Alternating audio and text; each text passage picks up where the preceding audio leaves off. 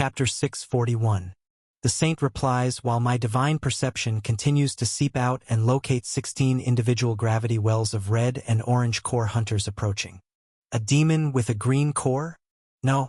The one I witnessed plant the throne was a true core yellow, yet his aura was overwhelming even thousands of kilometers away. It was like witnessing a being that was not meant to be on this mortal plane. You do have quite the interesting theory, though. A green core is definitely something I've considered in my studies before. I too at one time believed there was a clear-cut way to rise above the true yellow, but over the years I've come to have my doubts. My gaze shifts back to him with a confused look, as I assumed with all of his knowledge of the originators, demons, and the system itself, my question about this green core would be nothing but a common-sense assumption. He continues and makes me think about the rarity of the purple ring on my finger further. Just because I do not believe a green core exists, doesn't mean there is no other way to ascend. He pulls out another recording crystal and shows me more tablets of writing I cannot comprehend. These particular recordings look far crisper and more recent.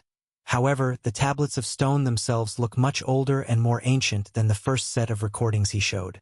This is a piece from my personal collection, a tablet I found myself long before the system arrived on this world. It roughly translates, "Those who are common, but wish to one day walk amongst the gods must let go of the body and walk between your world and the fabric of reality." He shuts off the recording, and my mind is split between a few things. The first thing is that it seems this man and his cult-like following of studying this ancient text have found their own way of preserving the mind, energy cores, and soul while substituting chi in place of the physical body, tethering it all together with divine energy, as his interpretation of the text. However, I have eyewitness proof that chi is not necessary to achieve this feat. I've seen the Green Serpent, Cyan and Dark Blue Knights, and even Celia herself within her construct in pure energy forms. Though, the interpretation of walking between this world and the fabric of reality does make me wonder if this has some reason as to why there are no physical beings above this rank in this world. The divine construct was in fact a separate space in a pocket dimension of its own. Lastly, the age of the stone compared to the others makes me speculate the legitimacy of the writing even further. It was made here when mana was not rich on this world. Yes, the saint and other order members have had access to chi and divine energy before the system arrived. But I still wonder if the originators themselves used divine energy in its current form to reach this feat. Or, if they had solely chi and the saint's interpretation is correct and all of the newfound knowledge of divine threads today is misconstrued. With many clashing thoughts racing through my mind, I choose not to jump to conclusions. The last time I checked on my teammates beneath the Crimson City, Ember's consciousness was stirring. Once he wakes, all of my unanswered theories will have a truly knowledgeable source to combat them. For now, I set these theories aside and reply with the most important news. We're being surrounded. 11 red cores and 5 orange. Half are approaching from the west to arrive in the 8 great regions, while the others come from the south, soon to be intercepting your region, Raven. I turn to both of them, and by the shocked looks on their faces, neither of them sensed these faraway sources or expected my response to be this at all. Raven is the first to respond. They've sent scouts. This is definitely a spying expedition from Central. Her tone is serious, but I don't feel any fluctuations in her energy levels or eagerness to fight. The saint, on the other hand, becomes rather startled once he hears Raven's words. We must leave. This tale has been unlawfully lifted from Royal Road. If you spot it on Amazon, please report it. His gaze meets the black tower in the distance. Then he looks back toward Valor City where we came from. I take a moment to think, then nod, and look back at Raven, understanding her cool and calm reaction now. You believe they're already well aware of our alliance? She nods. Yes, in their eyes, I should be dead right now. They likely know your strength already from the energy fluctuations broadcast to them during our fight through our transmission link. Them sending scouts is just a standard procedure most likely. They're going to check on the progress of the throne's awakening, the state of the nations nearby, and will most likely want a report on both of us to confirm their beliefs of our alliance. If we hide, it may do worse than just allowing them to see us working together. I reply, coming up with a new plan. Then they aren't aware of my growth afterward. Killing Sebastian, the string user. She shakes her head. Most likely not, but the scouts that arrive will have ways of accurately detecting divine energy fluctuations. They often come to my region to spy on my progress. This means they will get an accurate scan of your teammates as well.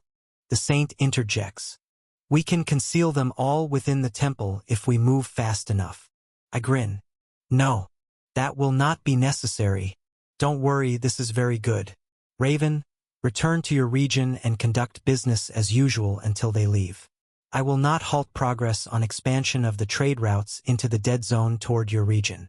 If they already know we're working together, we must hide in plain sight. Make sure they get an accurate reading of your current unchanged strength level. Saint, stay concealed in the temple. I will be staying here in the Dark Continent, out in the open for them to see. I don't want a single one of them injured or killed. Raven replies, understood. Then sends another message through our telepathy link. I'll stay in contact with you here. She takes her hand off my shoulder and disappears while I feel her geolocation rocketing off to the south to make it to her home volcanic region before the scouts arrive. The saint gives me a smile and reaches into his item box to pull out a handful of recording crystals. These are copies of the most influential texts. You may find hidden meaning in them that I do not. If you wish to talk more, please do visit the temple. I'm sorry our meeting was cut so short, and that I did not approach you earlier. I smile back. You've arrived at the perfect time. I thank you for your insight and perspective on the awakening of the throne. I have a far greater understanding now than I did just yesterday. I'll continue my exploration alone. This silver light you speak of interests me. I want to see it for myself. Then, I accept the blue recording crystals as the saint bows in midair, then hurries off back toward Valor City in a flash of white and yellow light. I turn back toward the abyss now, and once both of them are out of range, allow my true core's aura of divine thread to finally seep out from the purple barrier that holds it back. However, instead of showing my full power, I hold back over 2/3 of it. Since my battle with Raven, I've recovered greatly while using hibernation, gained an immense amount of mana control, and most importantly, drained the true core energy from Sebastian. I want to give these spies a good taste of my power, but not the full amount. As this version of my aura seeps outward, I hover forward, following the slow contraction of the dark demonic energy that creates a massive zone of black mist in the center of the Dark Continent. Still, even with my aura of perception reaching out over 2,500 kilometers in all directions, it can hardly reach even a few meters into the darkness of the abyss. Many months ago, when I first saw this mass of darkness and fought the weaker monsters that dwelled in its outer borders, I never imagined the scale of what truly lurks in its depths. Even now, there is an air of mystery about what it will reveal once all of the darkness drains away to reveal the doors. I open up my Rising Emperor's domain interface while I hover above the darkness, moving closer to the center, and scroll down to Ari and Luna's names. Their geopoints are still disconnected, last seen at the entrance point near Sector 4, outside of Solara. However, some of their vitals do update every once in a while when I check back in. They are all dark purple, unlike the light blue text that everyone else has. It is just another routine check, however, at the bottom of both Luna and Aries' status today. A new buff is present on both of them. I can't help but plunge my full focus into it while the 16 scouts from Central all arrive in the 8 great regions, and Raven's Nation. Luna's is the first to catch my attention, as it reads, Demonic Essence of the Ascended Chimera. I click in to read more details, but nothing shows. At the bottom of Aries' status, a new item reads, Demonic Essence of the Ascended Scorpion. There are no stat boosts or interesting detailed reports on his item either. However, both of these additions to their status glow much brighter than the other items, skills, or buffs. I don't know what exactly they do, but I can feel the power surging through my interface. It's an intensity that makes me believe they have walked down a different path than me, but have managed to grow on their own terms these past few months. I can't help but smile as I look down into the depths of the abyss. The feeling this bright purple glow gives off feels similar to that of the saint traveling with me, yet also shares many similarities to that of an archdemon. It makes me happy to know they've been progressing, but far more curious to know what secrets Ari and Luna have uncovered in their months within the abyss in search of their home. I think back to all of the old stories Ari told me about his village, and chi exposure, meditating on Originator Stone at a young age before he even awakened a skill. They now hold far more weight in my mind, knowing that this too must be connected to the massive black tower I drift closer to in the center of the abyss. Chapter 642. 3 hours later, 16 Divine Chord Hunters arrive back at the central headquarters of the association. One of the orange cores is a young man who wields wind magic, dressed in green metallic association-branded armor.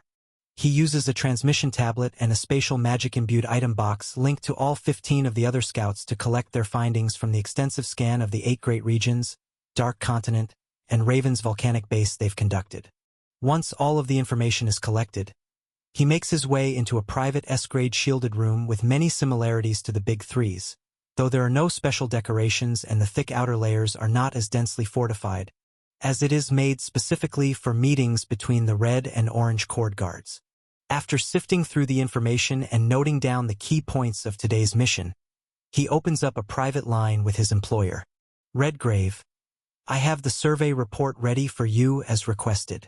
A click is heard on the other end, and the Fire user's voice channels through. Send over the hall to Beckman and provide me a summary. The others are on this line. The Wind user nods, activating the spatial magic enchantment on his item box, sending it directly to its creator in the dark confines of his bunker. Once there's a click back, the orange core speaks up again. Done. Now, for a summary, you were correct in believing 2 true cores have created a partnership. It appears Raven is in excellent condition, with a core capacity 10.22% greater than our last assessment of her 3 months ago. The reasoning behind this rapid jump seems to be the use of a unique healing magic used by her new allies. We have not pinpointed exactly what skill or item was used just yet. There's a pause between both of them, and once the orange core assesses that Redgrave has nothing to add, he continues.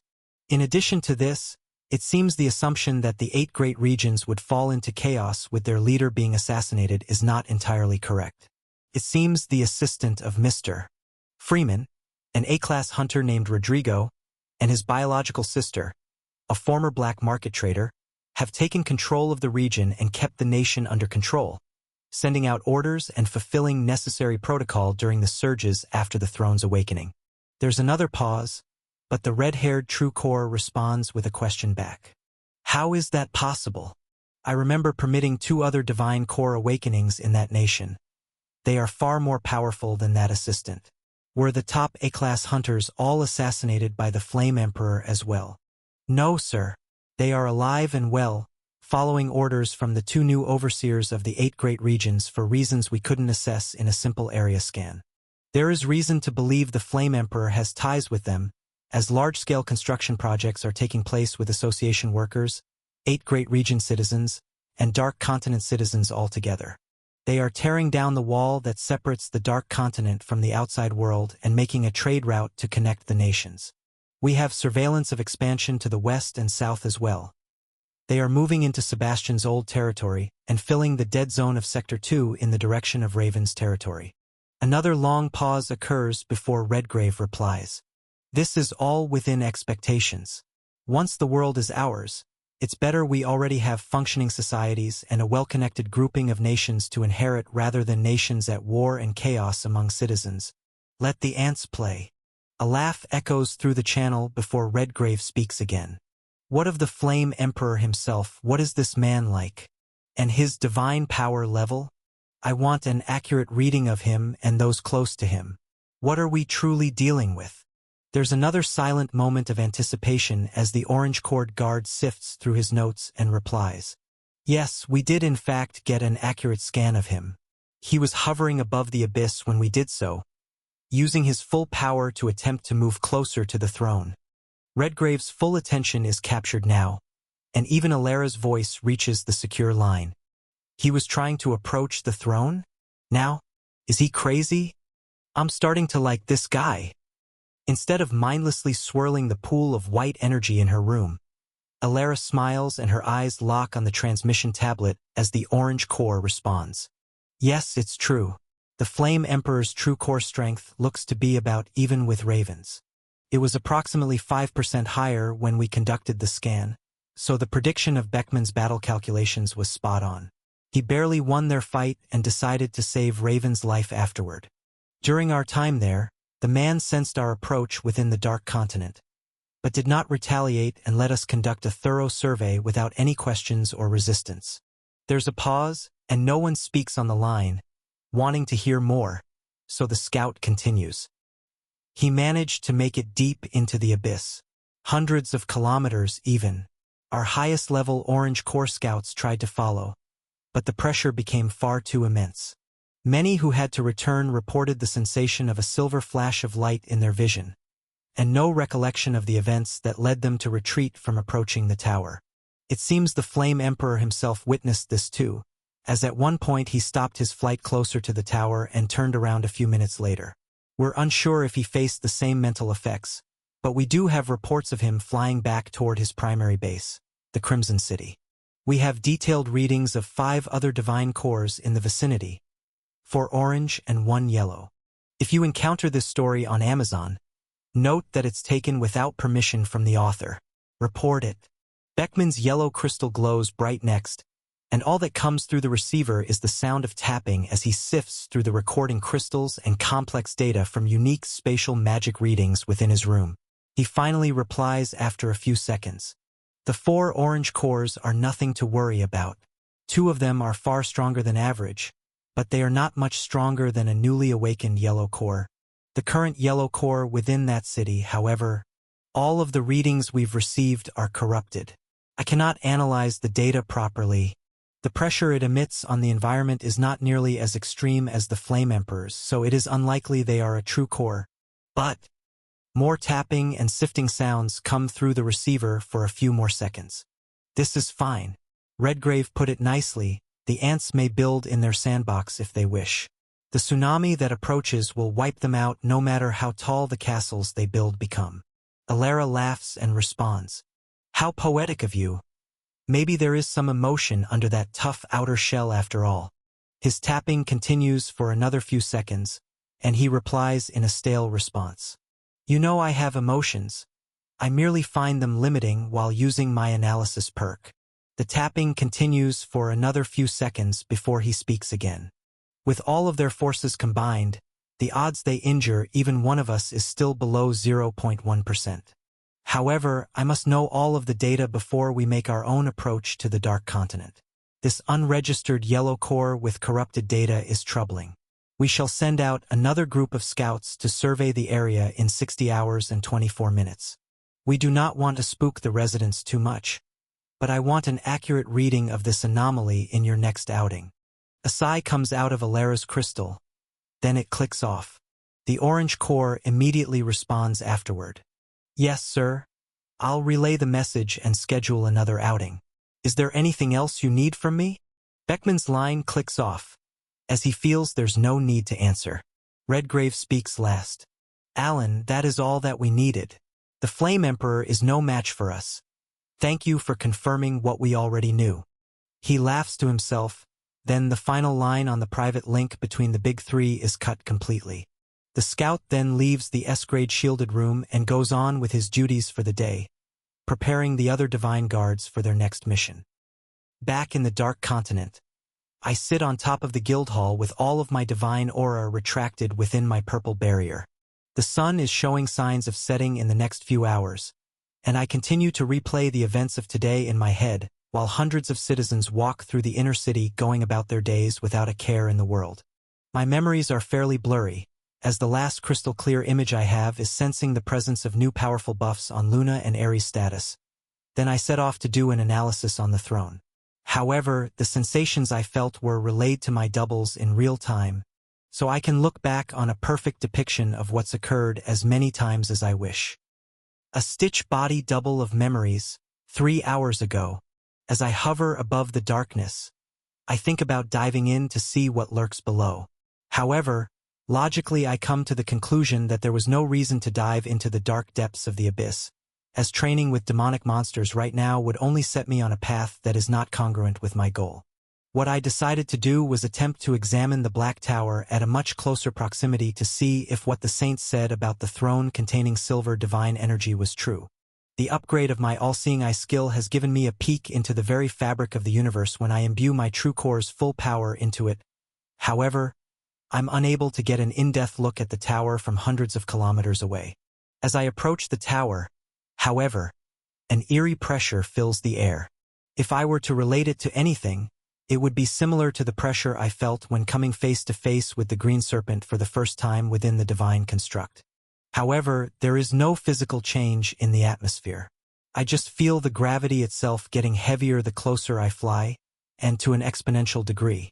Once I'm less than 100 kilometers from the tower, it's hard to breathe, and every air step forward is moderately painful.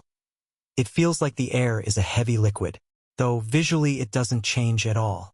I power through, getting about 30 kilometers deeper into the odd gravity-rich air, but the intensity becomes hundreds of times greater.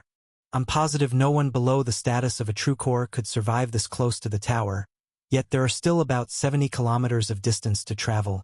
Even so, I use the 1/3 of my power that I've decided to allow the central government scouts to witness, and send a pulse of perception into the throne using all of my buffs and my all-seeing eye to attempt to peer into the tower.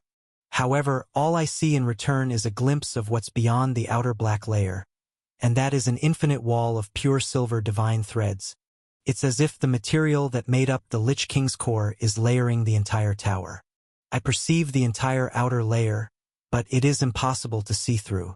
Every millisecond I leave my perception activated. My mind screams at me to look away. The longer I try to peer within, the brighter the silver threads become in my vision. Less than a full second passes before I have to deactivate all of my perception buffs, and I reflexively turn around and fly away back to a less dense and dangerous area of the abyss with a pounding headache. The further I get away from the tower, the more my mind tries to forget what it saw, but I keep the fragmented memories intact by sharing them with my doubles. It is no different of a feeling than staring into embers or the Lich King's core, just far more intense and menacing, like it has a mind of its own. I feel the presence of the scouts as I make my way back to the city and think about what I've seen while monitoring the real-time memories of my doubles for the next 3 hours or so. While I continue to ponder the events of examining the tower, memories of the double that is farming mana from the artificial mountains and siphoning them into the Crimson City Labyrinth is one I'm very focused on. I grin and turn my sights toward the Canyon of Dungeons, then begin to float toward it. The labyrinth has reached 99 floors. There's only one more before it has reached its max, and the demon inside will want to bring the mana back to its realm. This is not what I want to happen right now, as I still need this labyrinth to train. I have my suspicions it can grow further, as mention of a larger labyrinth in Central was brought up by Raven many times before. I'd like to see if I can broker a deal with this demon, and in the process, get more information from an outside source like itself on this mysterious throne that allows its race to rank up from archdemons to demon lords. Chapter 643. I enter the Canyon of Dungeons and make my way down to the labyrinth. There are hundreds of hunters farming in the dungeons all around, and dozens of Crimson Army hunters training on the mid-level floors of the labyrinth. I dungeon walk all the way to the top, to the 99th floor, materializing with all of my mana and divine energy suppressed when I arrive in the final boss room. I see LV 6908 Archdemon, and a dark maroon-colored Earth Dragon sharing the same level, guarding this final floor. Before they can even sense my presence, I send a wave of telepathy into the demon's psyche. Pluto, that was your name, wasn't it? I've returned to renegotiate our deal, as the outside world is changing far faster than expected. The 3-meter-tall demon with red skin, curving black horns, and sharp white eyes turns its head to meet mine. The Flame Emperor, you've returned. I must admit, I didn't believe this labyrinth would grow so quickly. It usually takes decades, sometimes even centuries, for a labyrinth to mature. Its eyes sharpen. But don't think your swiftness has changed the terms of our deal. I have a higher power I must obey in the demonic realm. Even if you are a peak-tier archdemon, I cannot swear my loyalty to you. I step forward and take a look toward the Earth Dragon as Pluto jumps on top of it, and they both fly over to stand right before me. I think back to our meeting long before I knew the true powers of this world. I, too, had no reason to believe I'd be reaching the upper floors of this labyrinth so fast when I first made a deal with this demon. My eyes trail upward to read the system text in the boss room. Floors available. 99 out of 100. Mana necessary to create next floor. 0.0 quintillion/14.9 quintillion. When I first made the deal, it took days for my doubles to farm just a few trillion MP. Now, the staggering amount necessary to level up the final floor from 99 to 100 could be completed by my double in just a few hours, considering all of the excess mana available in the artificial mountains. I respond to the demon as he jumps off his dragon and meets me eye to eye less than 5 meters away. Our deal. It was that I'd let you return to the demonic realm to deliver the mana I've worked so hard to farm. And in return, once you have your freedom, you'd make a link of loyalty with me. And also, I'd give you a skill of your choosing. Was that it? I look up at the ceiling, rolling my eyes, not seeing much upside in this deal anymore. The archdemon replies, "You also assured me I would one day meet a demon lord in person. One that claims the throne of this world years down the line when that time comes." I smirk. Well, as I said, times have changed. That throne is awakening in the next few days. And in order for this world to not be claimed by my adversaries, I'm going to need to change the terms of our deal. I look up at the system text, then back down at the demon. There's a way to continue growing the floors, correct? Capping at level 7,000 isn't going to cut it. I'm going to need a far stronger army than that. And the demon's eyes widen as he responds. Already? The throne is awakening now? How is this possible? And no, we cannot risk creating an extended labyrinth. We would have to grow it another 100 floors before I'd have the chance to return to my...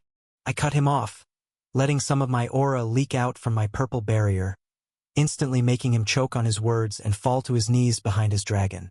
Maybe I phrased things poorly. This isn't an offer, it is a demand. We'll be upgrading this labyrinth, or I'll drain every last drop of mana and create a new one with a demon that wants to cooperate. Every few milliseconds that pass, I let the pressure from my aura rise by an increasing amount, making the floor crack and the entire boss room shake, while a small amount of my true core's essence leaks out from my barrier. All of the bones of the demon and dragon are shattered, and their skin is melted and peeled off, pushing them both deep into the ground of the dungeon floor until I see their HP bars drop below 1%. If you encounter this narrative on Amazon, note that it's taken without the author's consent. Report it. Once they do, I retract all of the pressure back into my barrier and put on an obviously fake smile while levitating, opening, and pouring regeneration potions into their mouths. A few seconds pass while green glowing light brings them back from the brink of death, and the demon crawls out from the hole in the boss room floor, now with a face showing far more fear and understanding. Why you? You're an ascended archdemon. That yellow power. How? I cut him off again, not knowing what he's rambling on about, but satisfied that he's understood my point. The reason I cannot let this mana be siphoned back to the demonic realm is because I will be the one who claims the throne. The archdemon's eyes widen at my words, and I can feel many emotions conflicting in the creature's mind. Its odd attraction of loyalty to another being far away starts to fade, and more admiration and awe toward me begins to grow. However, far more fear, unease, and distrust also permeate from the demon too. I nod and speak again before these negative emotions grow further. I'll honor every part of our last deal. I will grant you a skill right now, anything of your choosing. Whether that's a human-only ability, an elemental power, or one of dungeon monsters, I will find it.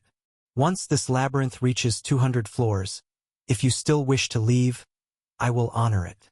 And if you give me the chance, the demon lord you meet will be me. I inwardly grin to myself while the admiration grows and the fear and distrust fade away, and the demon responds. You can truly grant elemental skills? This is impossible. No demons can wield the elements of natural mana-born beings. I activate all of my elemental skills, making shimmering balls of light of each of them rotate around in circles. Of course, anything you wish and at the superior grade. As these words leave my mouth, an idea hits me, and I have one of my body doubles leave their job creating dungeons to come fulfill a task of mine. Instantly, one dungeon walks in to meet me here, and I share skill orbs that contain every elemental skill that I own that is stuck at extreme grade. It disappears in a blip, tasked to force-feed them to monsters that have enough proficiency points in this labyrinth on the high floors to use upgrade crystals, then kill them on the spot. Notifications of all of my extreme elemental skills upgrading to superior grade fill my inner ear. The demon looks back at his dragon, then to me, and replies while these notifications fill my ears. An earth element, like my bonded dragon. This is what I want. I nod, sending a telepathy wave to my double, who is farming on all of the higher grade floors in this labyrinth, collecting rare loot while it continues to upgrade my elemental skills. Very well. I'll need some of your blood, and the dragon's too. I can tell the demon is hesitant but is more so scared to say no after all that's happened in the last few minutes. My double returns after waiting for the dead monsters to drop their loot. I collect a few liters of each of their blood. Once my double returns and drops piles of high grade loot, and a superior grade earth element skill orb, I thank it and it blips away back to creating dungeons far out in the dead zone of Sector 2. With a thin grin and in a nonchalant manner, I toss the skill orb to the demon and begin bonding the high-grade loot with millions of MP worth of mana crystals in my storage, along with high B and low A grade earth element stones to create blood-bonded armor, weapons, and enchanted gear for both the demon and the dragon.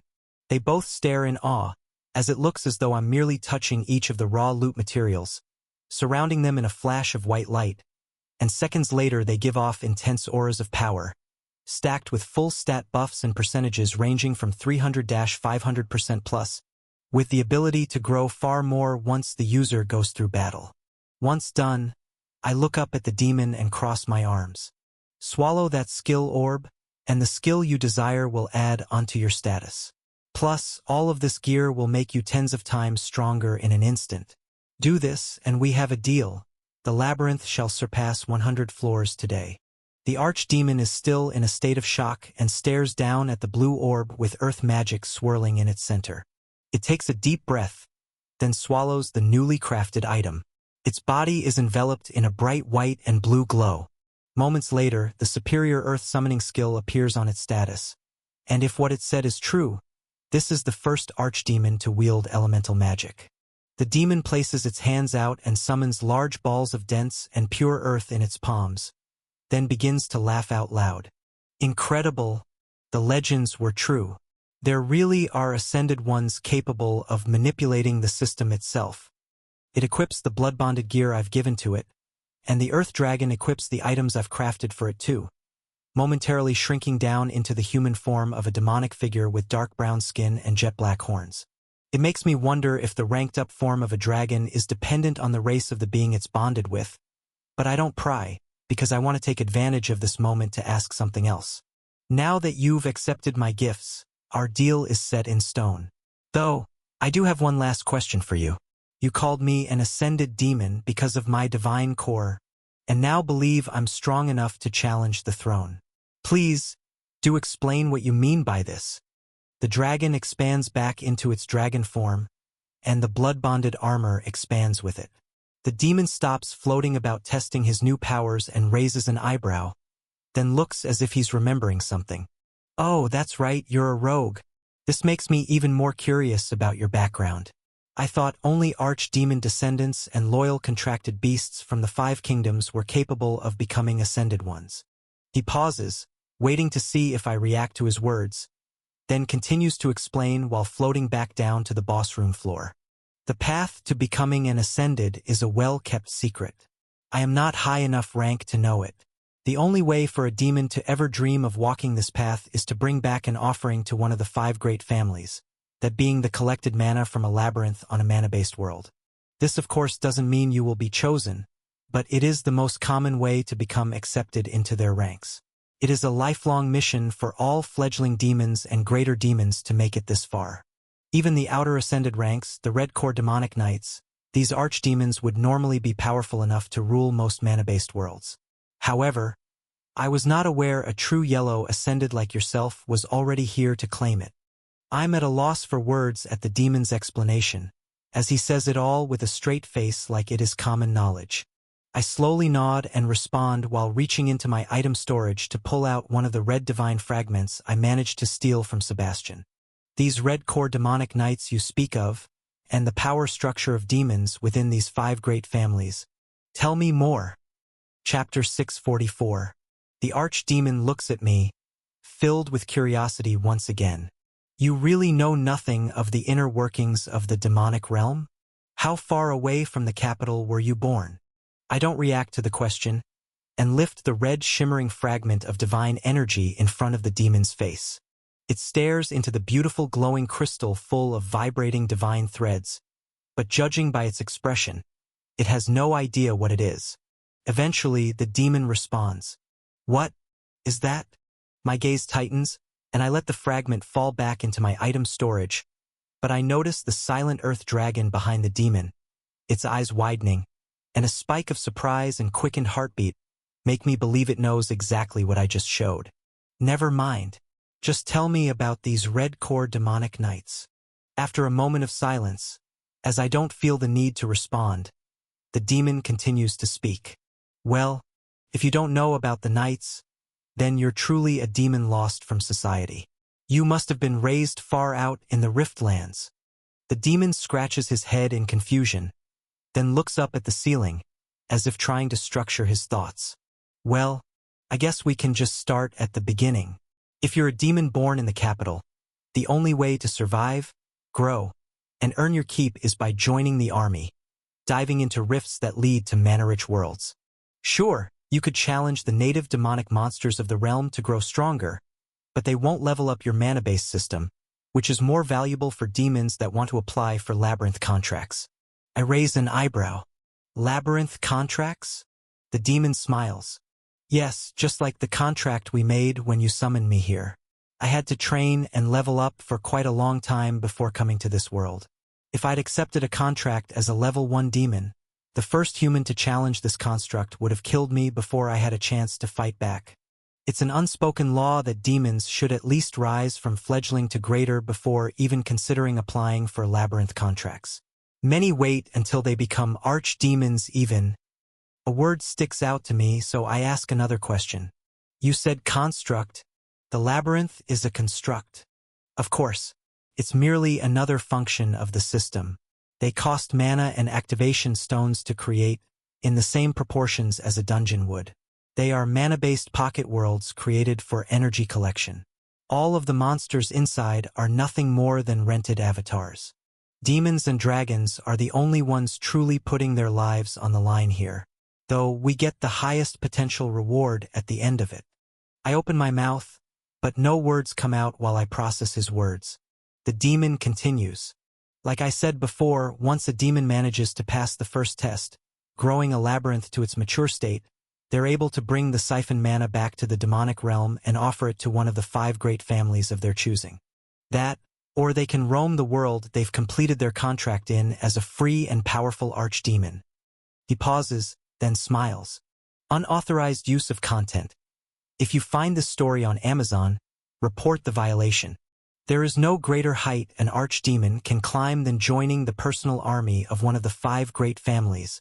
This is why I'm continuously confused by your claim that you're not a part of any of them. The prestige that comes with even joining the outer ranks as subordinates of the Red Core Demonic Knights is enough to live like a king and set up your family with generational wealth and power. I nod as the demonic realm's hierarchy is beginning to make sense in my mind. How many Red Core Knights are there, and what do they do exactly? Are the families at war? Are there forces in the demonic realm that attack often? Or? Pluto thinks to himself. In the capital, there hasn't been conflict for thousands of years. The demonic beasts that roam our realm are no match for the Red Core Demonic Knights. Ascended archdemons are truly on another level than all other demons and beasts. He looks at me timidly for a moment. I'm sure you already knew this. Being one yourself, I've never actually met one in person, other than a few glances at the Vermilion family's public ceremonies when I was a fledgling. I did get a glimpse of their 116th Red Corps squad.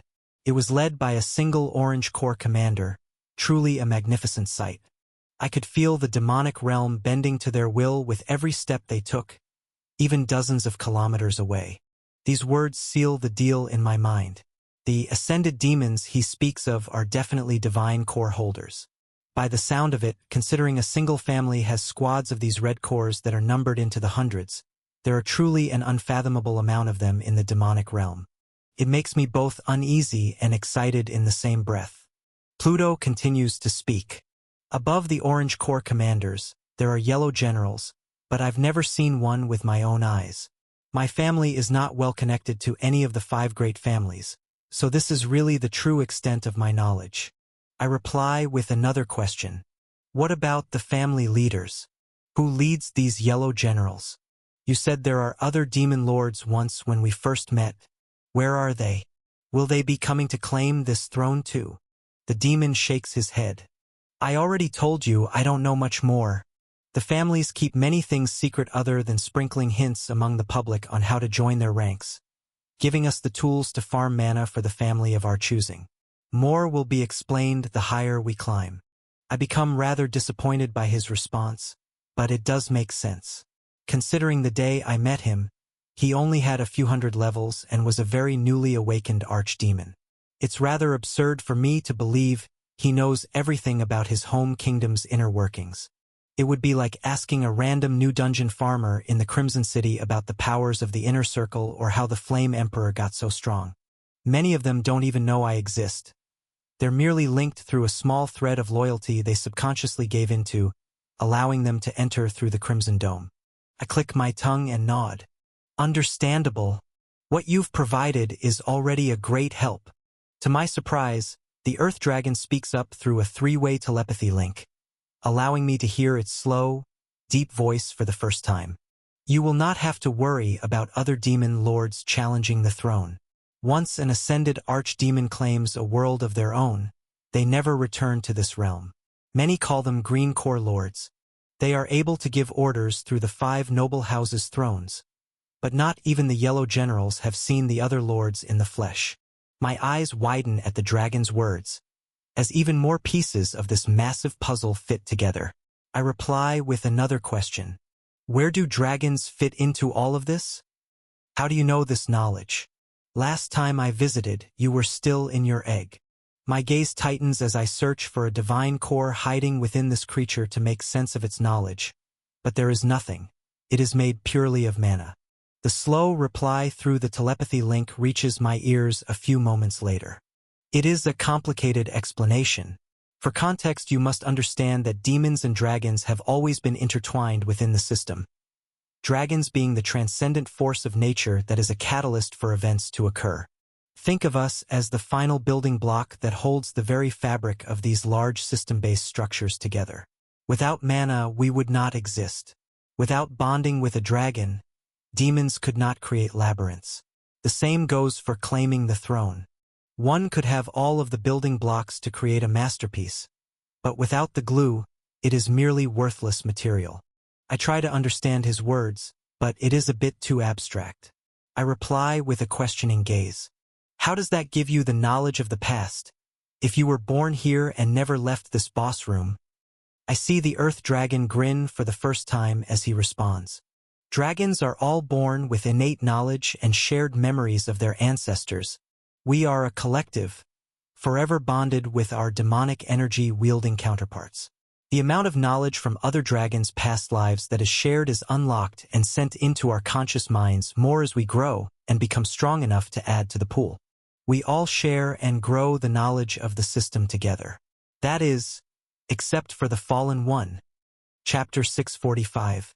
I immediately reply, as I've heard many monsters in the past refer to Ember using this name, but none have given me a clear answer. The Fallen One. Who are they? Or what have they done? The Earth Dragon's dark black eyes stare into mine, holding many secrets behind them, yet full of curiosity still. It sounds like you have heard of the legend too. There are only fractured memories from the pool of this being. A dragon that came before us all, or at least far enough back before the collective was created. It is said that this one reached the heights above every dragon that has ever lived. Beyond the status of a mere green cord lord, even beyond what some call the immortal core. The fallen one made it to the source. Or at least, that is the only reasonable explanation. The dragon pauses for a moment, and I feel its heartbeat speed up again, even faster. Well, we do not know this for sure. I am speculating from old legends traveling by word of mouth through generations of dragons. Maybe those of a higher rank than myself have personal experiences with the fallen one. All collective memories of that being have been eroded from our minds. I can feel the presence of where they used to be, but if I try to look too deep, all that is in its place is a blinding golden light. I let out a sigh, as yet again, I've learned a bit more but still hit another dead end right before learning of the secret that is dangled before me time and time again. However, the knowledge they have shared has been more than satisfying. I now know how demons are linked to this world, as a means of siphoning mana back to their home realm. The fact that no one in the Order or humans that study originator relics have heard of or seen any green core beings now makes far more sense as well. These thrones must be part of the process in which a true core ascends, which is why demon lords never return back to this world. As I've found in all of the beings in Celia's construct, the physical body fades away once one ascends. Then again, it makes me wonder, what if my experiences with green divine energy twice before, mutating my cells, makes me different? I mentally sift through my storage, finding the minuscule single-digit amount of green fruits left, and decide now is not the time to test anything dangerous. If I really want to do so, I need far more time and more green divine energy. Right now, I come up with a different plan. As memories of the outside world from my body doubles tell me the sun is starting to set on the horizon, I can't help but grin while I look the demon and dragon in the eyes. Would both of you like to become Red Core demonic knights in my army? Pluto's eyes widen as he replies. What do you mean? You have the ability to conduct an ascension ceremony. The Earth Dragon grins and I just nod. Yes, I have the means to turn you both into Red Core Ascended. I just want a few things in return. Pluto takes a step forward and nods. What is it? Stolen from Royal Road. This story should be reported if encountered on Amazon. I let a small amount of my divine essence out from my barrier again. Enough to make them know I'm serious, but not enough to actually injure them this time. I want you both to swear loyalty to me, the Flame Emperor. Once you've ascended yourselves, I want you to bring me to the capital of the demonic realm. My eyes glimmer, and the pure emotion of excitement and anticipation permeates off me, while both the demon and dragon bow their heads. The dragon speaks first. A fair trade. If my second half agrees, I will be happy to serve you until the day I die. It would be an honor to follow the will of a true core ascended. The demon follows up. This was my dream all along, to even join an ascended rank. I cannot pass up the offer to become one. I, Pluto, swear my undying loyalty to the Flame Emperor. Your will is mine. 2 new links of loyalty form in my Rising Emperor's domain interface, and in return, I pull out a large pile of red divine fragments from my storage, and let them fall in front of both of their heads as they slowly raise them. I share my self-regeneration skill with both of them and spend the next few minutes explaining the process of awakening their divine cores. With my arms crossed, standing a good distance away, I watch both of them consume their first fragment and erupt with red threads of reality-bending divine power. It takes a few minutes to die down to a manageable level, and for their bodies to begin the healing process. But once they do, both realize that with my assistance, this path is not a figment of their imaginations anymore. It is an inevitable outcome if they follow my instructions. At the same time, one of my body doubles drops off a large amount of mana in the form of pure pink concentrated crystals on the floor below us, and the system counter on the ceiling of the boss room moves up by about 5%, signifying a few hundred quadrillion MP have been added. I speak up proudly through our strengthened telepathy link now. Very good. We shall be in contact through this link from now on. Continue your awakening process. I have more business to attend to. Both of them reply with nods as they're deep in concentration while gathering red threads at the back of the boss room. I dungeon walk away to join the Crimson Army members training on floors 50 to 55 of the labyrinth, facing monsters between levels 2000 and 2500, and share my absorption skill with each of them.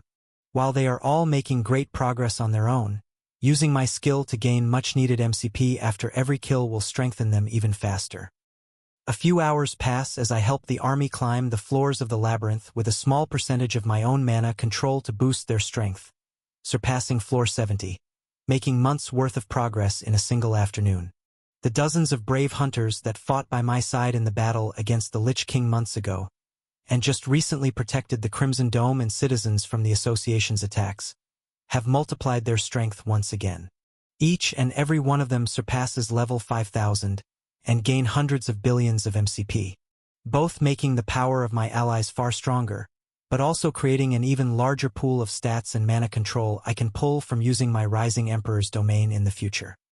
While watching them train, the live memories of my body doubles pass by and I periodically check on the demon and dragon at the top of the labyrinth. Eventually, two very impactful events occur.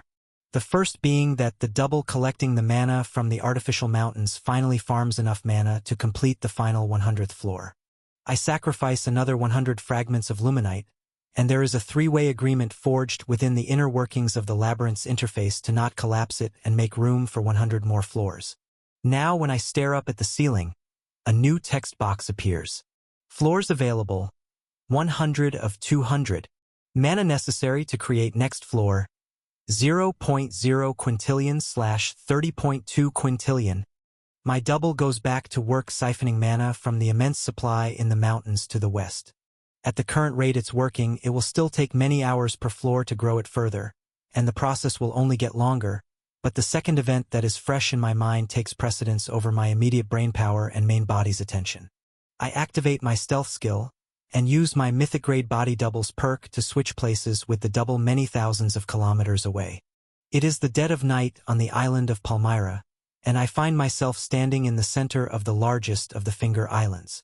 My double has finished its surveillance duties and now knows exactly how this society runs. Their facilities and working cycles have all been logged, and the daily routines of the Divine Corps and higher-ups are noted as well. There is no reason to hold back anymore. I slowly walk toward the mansion that houses 2 Yellow Cord Order members. It is time to begin the next stage of the plan I devised with Raven. There is not much time left, and I must become strong enough to face the Big Three. Chapter 646. The entire island of Palmyra is quiet. Contracted hunters are deep within the mana-shielded structures down below me on the palm, farming away to fulfill their quotas.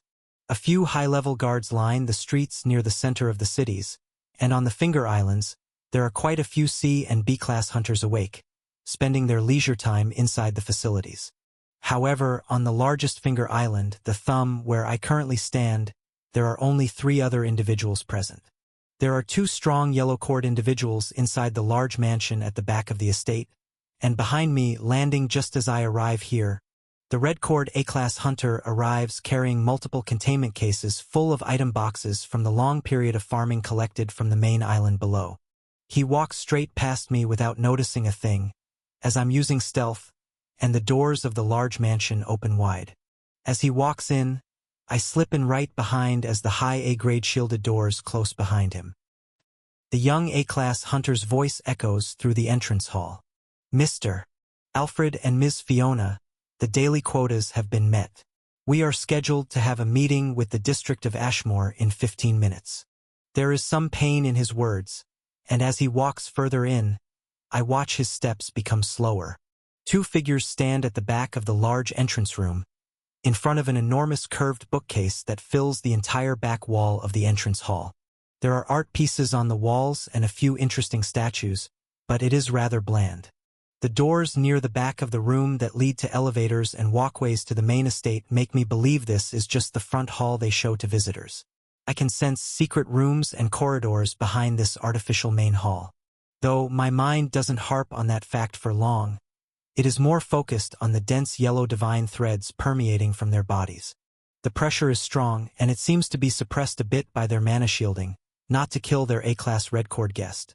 However, with my own eyes and advanced perception, I find that they're roughly the same strength as Mr. Freeman was. Their cores aren't as damaged as the old Apex Regions director. They look slightly younger, but trying to guess a person's age when divine energy is involved is nearly impossible based on looks alone. The man, presumably Mr. Alfred, is slightly stronger, standing with a well-groomed mustache, slicked back hair, and sharp black and white professional attire. He is LV 9901 and holds a superior wind magic skill. He speaks up first and motions for the young man to come closer. Very good. We shall leave soon. He pauses and twists the ends of his mustache before asking another question. Do we have any updates on that new shipment? There were a few accidents this week with the surges, and we need to replace a few faulty units. The Red Corps stops after taking a few steps forward and bows his head before answering. Yes, sir, we had new contracts processed from Central. There will be 400 new units, with 10-year contracts soon to replace the defects. He nods a few times. I only ordered 350, but extra will do. Very good, thank you. He turns to the woman beside him, who is slightly overweight, wearing a deep purple-colored dress and bright red lipstick. She is LV 9785 and holds a superior water magic skill. Miss Fiona speaks up in a condescending and arrogant tone. Those 50 were for me. Have them shipped straight to the outer quarters on the estate. My last order died far too quickly. She grins and looks at the young Red Corps, and I feel his heartbeat rise far higher than before. Alfred seems used to these antics, rolling his eyes and shrugging it off while speaking up again. Let me see the progress report and teleport crystals. Tensions are getting high in Central ever since the incident with Raven and that rogue nation to the east. I want to make sure everything is in line not to get on Redgrave's bad side. The Red Corps hunter places the 2 silver containment cases full of item boxes and a pair of teleport crystals down on the floor in front of them. Then, takes a few steps back while they approach, their aura spreading through the room, making the Red Corps sweat. Stolen novel. Please report. Alfred uses a small amount of wind magic to lift the delivered goods up to eye level, while the woman in the bright purple dress begins to fantasize about what kind of experiments she's going to do to the innocent hunters that will be shipped in soon. The frightened Red Corps just stands at the back of the room with a wide-eyed expression, and I decide there is no better time than now to finish what I came here to do. Without any warning, I move forward in full stealth mode. I use my new True Cores ability combined with my mana manipulation skill to create an ultra-thin thread of pure divine energy and send it straight toward both of their necks. Alfred holds a silver tablet filled with detailed check-in logs and loot collection numbers up to eye level. My cut is so clean and finely executed that once it makes it all the way through, he doesn't even notice and continues to read through today's farming notes. Fiona continues to blab on about how she hates going to the district of Ashmore, as it's way too close to Central headquarters, and how she's looking forward to taking a long hot bath when they get back. My thin thread of death slicing through her vocal cords doesn't even affect the words coming out of her mouth. In the next moment, I deactivate my stealth skill, but still hide my presence beneath my purple barrier, standing right behind the 2 of them. The only person who can see me is the Red Corps hunter, and his eyes widen even more as they lock with mine, and crimson liquid starts to drip from both of the Order members' necks. 2 loud thuds echo through the entrance hall as their heads slide off their bodies and stain the floor beneath them with blood. Level up, X313. Level up, X298. Notifications ring in my ears as my level reaches 7951. I absorb a few dozen trillion MCP and thrust my hands into the lifeless bodies of the man and woman to crush their yellow cores and absorb every last yellow thread in this room. It adds to my total True Cores base by a little over 10%. Their combined essence is similar to about a third of what I absorbed after killing the Bronze Earth Dragon Raven was riding in our battle. As their bodies hit the floor, I use telekinesis to lift the containment cases full of teleport crystals and item boxes up in the air to land right into my hands so they don't get bloodied. A few seconds later, the room falls silent, devoid of any energy other than the red aura permeating off of the now shaking A-class hunter. Who? How? No. What are you? What just happened? He stammers out while I shift through the item boxes out of curiosity and activate the perk of my superior grade mana manipulation skill and True Core's ability. Shimmering white and yellow threads come off my body and into the decapitated king and queen of this island, turning their bodies into stone and pulling them upright while reattaching their heads. I place concealment cloaks and amulets onto both of them, just as I did with the Lich King during the B-class exams, while imbuing just enough divine energy into both of them to make it seem like they're still alive and well. I reply to the pale A-class hunter with a smile. Who am I? If the next hour goes the way I want it to, you will have the luxury of finding out. And what happened? Nothing at all. I shrug and turn to the large bookshelf behind me. While taking a step forward, I drop the containment cases on a clean portion of floor, then tap on my wrist while speaking up again. Wipe that startled look off your face. We have an important meeting in the district of Ashmore in less than 15 minutes. While his eyes continue to widen, trying to process what's happening, I charge up a ball of pure mana and divine energy and launch it at the back wall filled with books, aiming for the near S-grade shielding behind it. There's a moment of slight resistance, but my attack breaks through, revealing exactly what I was looking for. Large chests and advanced containment capsules, just like Sebastian had in the private rooms of his mansion. These are far better guarded, as I don't believe anyone but a true core could have broken through the walls of this hidden room with such ease. But that only spikes my curiosity more. There has to be something of immense value in here. None of the other secret rooms are so well protected. I walk in and begin looking through every nook and cranny of this room I can access while the red core behind me collapses onto the floor in shock, unable to believe what just happened. It's hard to tell if he's happy about it or not. All I feel coming off him is pure shock and fear. Nonetheless, my search through the treasure and junk continues. All kinds of rare loot from unique dungeons are kept here, as well as high-grade armor ranging from B-grade up to even some gear that pushes 300 to 400% stat buffs. I let it all fall into my item storage, as I'm sure it will be of value. But this isn't what I'm looking for. Where's the stash? I know you have it. I whisper under my breath while clearing out every single chest, item box, and containment case I can find. Over 2 full minutes pass before I finally find a small black box inside an average-looking containment case. Inside, a single spatial magic pouch rests. Jackpot! I can't help but say as just under 3,000 yellow divine fragments are found inside. I take another full minute to double-check the whole room, and even do another scan of the mansion to look for other secret hiding chambers, but no other divine fragments are found. At first, it surprises me that no red or orange fragments are here like in Sebastian's house. But as I think about it, what could they even use them for? The insane madman most likely hoarded them for sentimental and nostalgic value, while this king and queen most likely used these fragments to become stronger over the years and try to reach higher heights. While it only took me a few hundred yellow fragments to condense my true core, that isn't the normal case for others. I used many unorthodox means to increase the absorption efficiency and speed of the process. For others, they won't even absorb single-digit % of a fragment's full potential per consumption. Their healing capabilities are nowhere near as advanced as mine either. I grin and sit down in the center of the trashed room, pouring out the contents of the entire 2,981 yellow fragment stash. Then, I close my eyes, take a deep breath, and plunge both hands into the glowing yellow pile while activating my innate True Core's talent. My body glows bright yellow, and I feel the familiar heat surging through me while every single last fragment's energy flows through my bloodstream and condenses inside my True Core. I let out a satisfying sigh while I stand back up a few minutes later, feeling over 50% stronger yet again.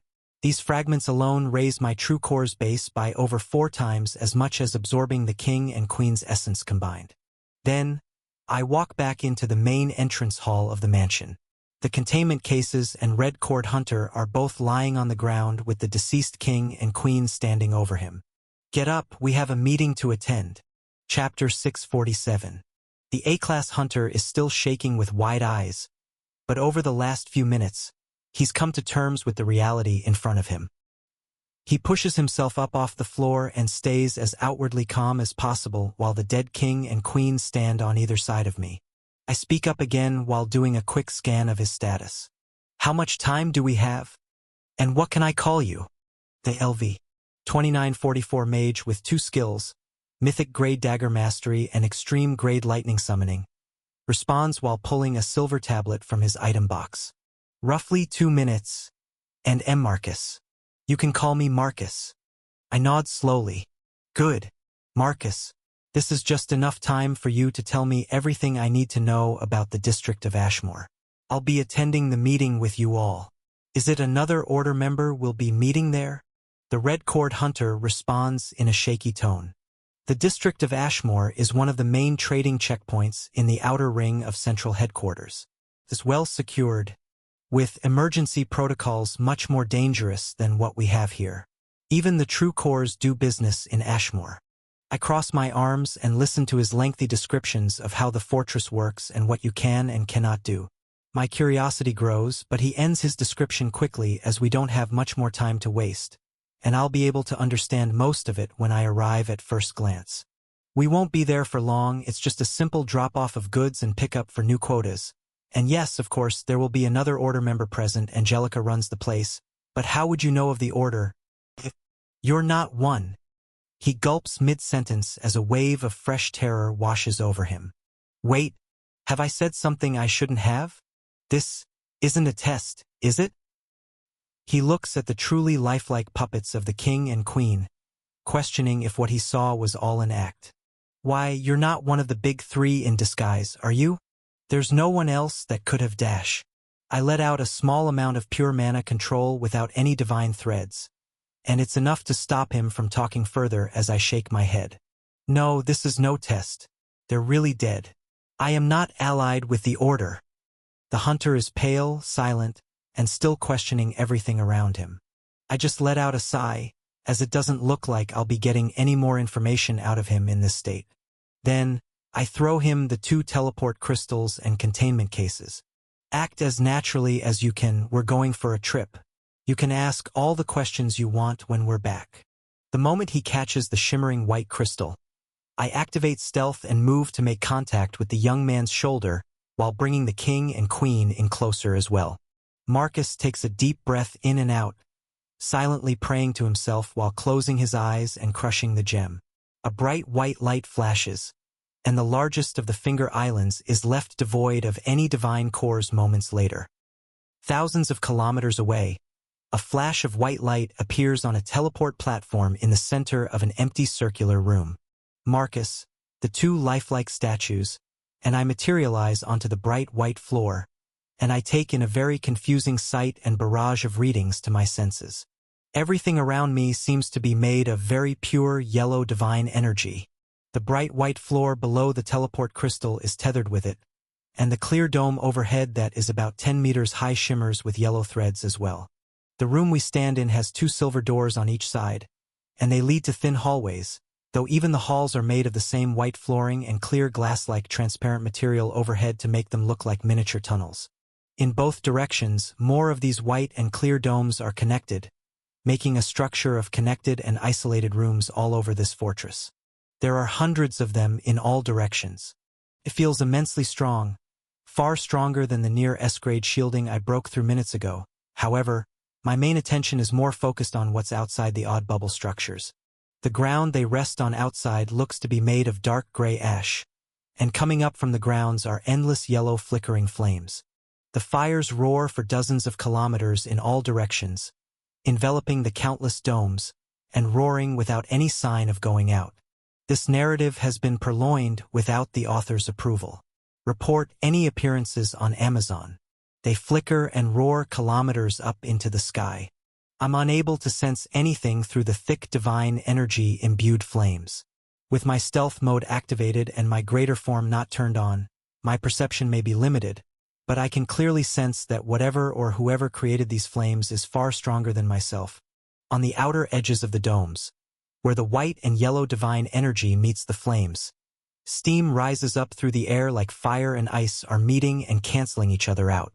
While I examine the structure in awe, Marcus stands upright and still, with sweat trickling down his temples. Next to him, the dead animated statue of Alfred carries both of the containment cases, and I have Fiona give an uninterested and disgusted look as she stares ahead. The silver door they all face clicks open, and two women walk through into the dome. One is an orange core and the other is a yellow. They look almost identical, with dark brown hair cut short at the shoulders, and bright white eyes. The only difference is the yellow core is a few centimeters taller, and is LV.8519, while the shorter orange core is LV. 4405. They both have superior wind magic skills. I wonder if this is even the order member in front of me, as I was expecting a fire or ice user, and the yellow core doesn't even have half as many divine threads in her core as the king or queen I killed. Marcus bows toward the taller woman and speaks up, answering my suspicions. Angelica, we've completed our quotas. I hope all is well for you here in Ashmore. He grits his teeth at the end of his words, as the intense yellow divine core pressure in the room is getting to him, but he side-eyes toward the containment cases despite the pain. I channel wind magic through my invisible divine threads and into the statue holding the cases. It appears as if Alfred is letting them levitate over to the two women. When his hands are free, I use my Master of Illusion buff and mana manipulation to control his body to twist his mustache and respond. It is all accounted for. Then I make Fiona scoff and add to the act. This place makes my skin crawl. Can we get this over with quickly? The orange-colored woman catches the containment cases and looks through the logs quickly while tapping on a silver tablet of her own, making notes of all the new inventory and making sure the new quotas are updated. In the meantime, Angelica responds with a professional smile. You'll be on your way shortly. Don't you worry, Ms. Fiona. There's a pause as her assistant continues to shuffle through the item boxes, and she speaks again to fill in the silence while looking up toward the ceiling's dome in an oddly specific direction. I do hope this shipment makes Redgrave happy, with all of the Order members being picked off, and that announcement earlier today about the Flame Emperor in the Dark Continent. I'm almost glad I'm stuck here under the abyss of flames. Marcus reflexively gulps, as another rush of understanding hits him, and I believe he's connected the dots to understand who I am. The woman catches onto his nerves as well, but I have Alfred speak up to keep the mood in the room constant. Yes, being so far out in the ocean, we're away from all the trouble as well.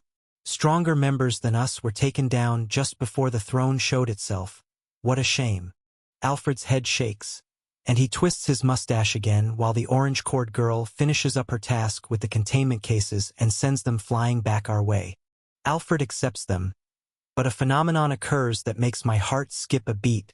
The yellow core, Angelica, nods a few times to be professional, then speaks up while reaching into her item box to pull out a silver transmission tablet.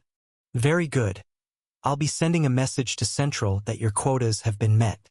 The shipment for your contracted hunters should be processed very soon as well. As she puts on her fake professional smile, I see yellow crystals glowing on the front side of her tablet that she's pulling out, and realize there will be quite the issue if I don't do anything in the next few milliseconds. I've seen a tablet like this before. It was the one Raven used to talk to the other Order members, and I vividly remember each lit crystal representing the Order members that were alive and well, able to respond on the other line. There were two crystals that were dull when I saw Ravens, signifying Sebastian and Mr. Freeman's demise. However, those should be the only ones. If she pulls it out right now, she'll see that the two she's talking with are no longer alive. This also means all of the other Order members will be notified of the King and Queen's death the next time they check these tablets. This was all within the outline of my plan, but I didn't realize it would start so soon.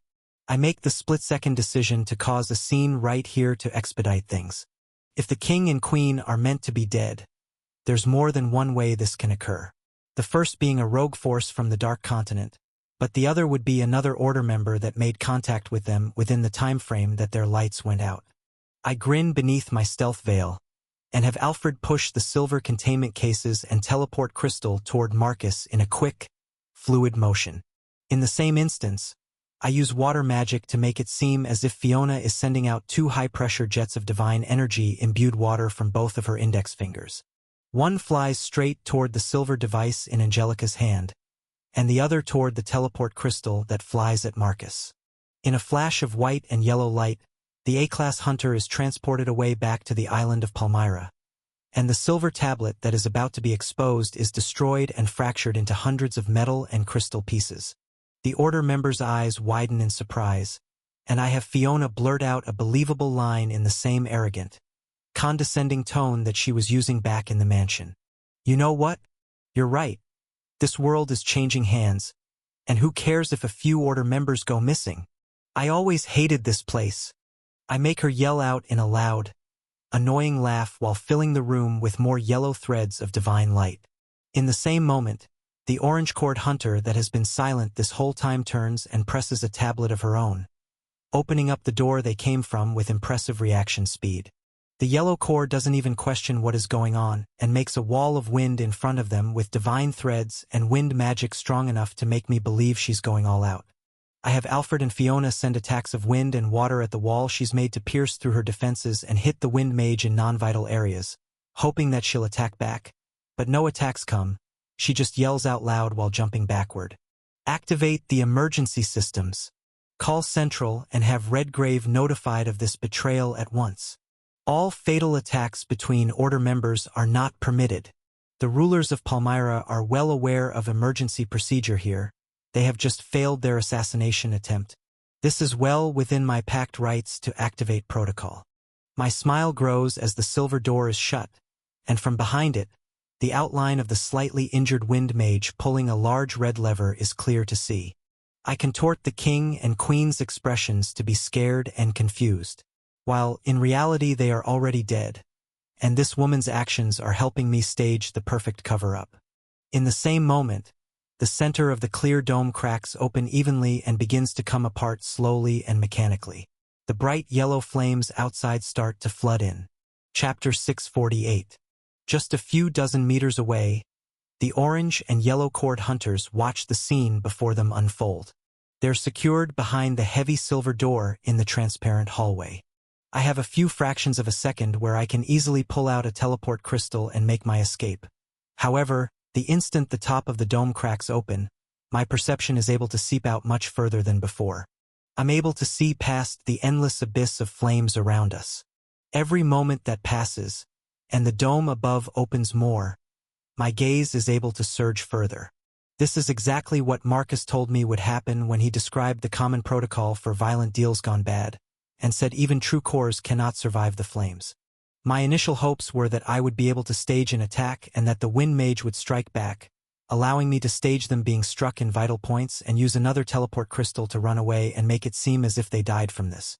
In the confusion of it all, I could have even killed this last yellow core and absorbed even more essence. However, the Order member here was a bit weaker than I predicted. Not only would there be no witness to report this staged betrayal, killing her now would barely grant me a 1 to 2% gain of my core's base.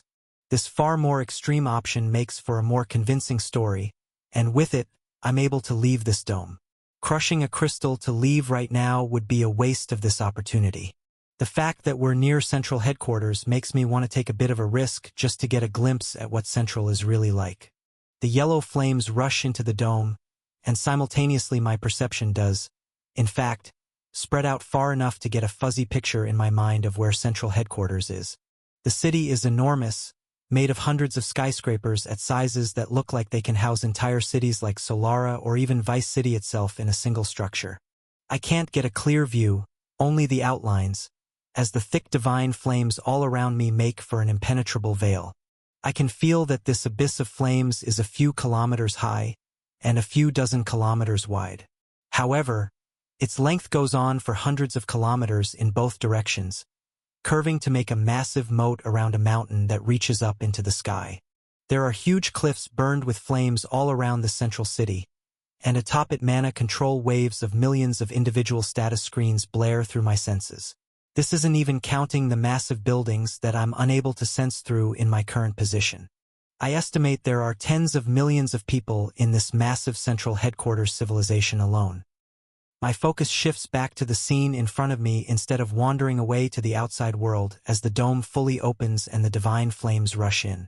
I brace myself, activating all of my buffs, and creating a defensive layer of divine energy-infused soul energy, shielding all around my body, while activating my greater form, and compacting its energy to compress around me. My stealth skill is still active, but the immense energy I'm letting off can't be fully contained. The only reason the Order member behind the clear protective barrier can't see me is because of the Master of Illusion buff I'm keeping on to manipulate the perception of reality around me.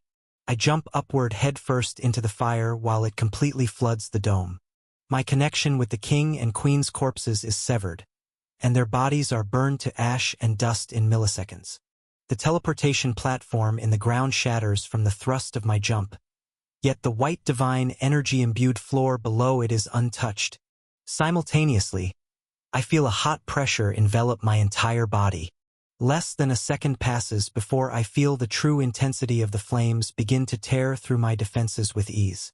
When I first arrived here and tried to feel the icy dome's strength and the average strength of these flames, I knew they were strong, but now that I'm plunging into them, I realize they're much more powerful than I expected. As soon as I leave the dome and am covered in yellow fire, I deactivate my stealth skill so I can go all out. I pull out my fire and dark magic blades to take full advantage of their stat buffs.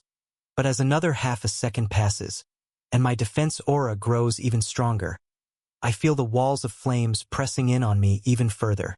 The heat waves rush through me, and the gravity pushing me down as I try to fly upward feels very reminiscent of the time I was trying to push through the skies within the divine construct toward the green divine serpent. Support the creativity of authors by visiting Royal Road for this novel and more. Whoever made these flames is a true core user, and the gap between our level of divine power is only becoming clear to me now. This isn't even a concentrated attack. It is a security system spread out thin and constantly consuming energy. Yet, a small concentrated portion of it is giving me this much trouble. I grit my teeth and push upward. As the further I go up, the more the towers within the city atop the mountain come into my mental view. I can teleport away anytime I wish, but this may be my only instant teleportation ticket into central headquarters at such close proximity I can get. Another half a second passes, and I'm just over a third of the way through the flames. However, the dense hot flames tear all the way through my soul energy shielding tethered with the full strength of my true core. I pull up a mental interface of my rising emperor's domain, yet I'm too far away from the dark continent to get the full stat boosts I want. My aura is being suppressed by these flames, so no one falls within the radius allowing me to take 10%. However, after reaching 1,000 links of loyalty, I unlocked a perk that allows me to receive 5% extra no matter how far away I am. I activate it and pull tens of thousands of stat points and a few dozen trillion MCP from the Crimson Army, my teammates, and many of the normal citizens I have access to. The mana control does not add much to me at all, but the rise in stats is similar to the full amount I received during my battle with Raven and the Bronze Earth Dragon, filling my body with newfound speed, strength, and endurance. The additional training I put the Crimson Army through has made quite the difference, but it is still nowhere near enough to make these divine flames damage negligible. My rise through the flames becomes much faster, but the pressure of the divine energy all around me is hardly suppressed at all. It feels as if the breath is being squeezed out of me every moment I stay beneath these yellow flames, and the reality of the Big Three's true strength creeps into my mind. My blood-bonded armor begins to burn and melt while even my skin starts to become charred by the flames that roar around me. It feels like if I let up for even a moment, they'll all seep into my body and mind, turning me to ash just like the king and queen I left behind. My purple ring glows bright, and I've only seen it do this one time before. It was when I faced Mr. Freeman before I had my true core awakened, when he attempted to use a mental attack on me tens of times stronger than I was able to handle, but my purple divine barrier managed to suppress the brunt of the blow. The same thing is happening now, and it only makes me push off the air harder with every step, using all my strength to finally escape through the top of the roaring fiery abyss with heavy breaths and far more fatigue than I expected. I'm still not strong enough. I yell to myself as the pressure starts to go away, and the extreme heat dies down, while the abyss of endless yellow fire gets further away and I continue my upward momentum into the night sky. The moment the hot burns and immense pressure cease, I reactivate my stealth skill and the purple ring around my finger stops glowing as well. While taking a deep breath, I deactivate my Rising Emperor's domain stat and mana control borrowing perk and stare up at the massive city that I approach. The mountain is truly massive. I could tell it was over 200 kilometers wide and over 30 kilometers tall while using my perception from below the flames, but seeing it with my own two eyes is a different experience. Paired with the realization that the being that created those flames below me makes my true core look like a dimly lit candle. The futuristic skyscrapers that pierce the clouds above look magnificent. This is where the rulers of the world have created their city. They have been in control for centuries, growing in power before the system even existed here for humans. My eyes widen with awe and respect, granting me a new perspective on why Raven, the Saint, and all of the other Order members fear the Big Three so much. The massive yellow ring of fire below the mountain sends off so much heat and light that it almost looks like it's daytime below the mountain. Then, even above, the city lights coming off the tens of thousands of windows on each tower, bright street lights that line the roads that are busy with cars and people even now in the dead of night. It looks as if this is a bright shining light of day that never goes out. With my enhanced perception, I hear and see millions of conversations taking place. Food, products, and services are being bought and sold. Some of the magical nature, selling gear for new hunters and buying loot from the hundreds of dungeon hubs all over the city. Others are unawakened businessmen and women with normal families going about their daily lives. There's music blaring at every street corner, and every citizen has their own transmission tablet blinking and giving off sounds of their own.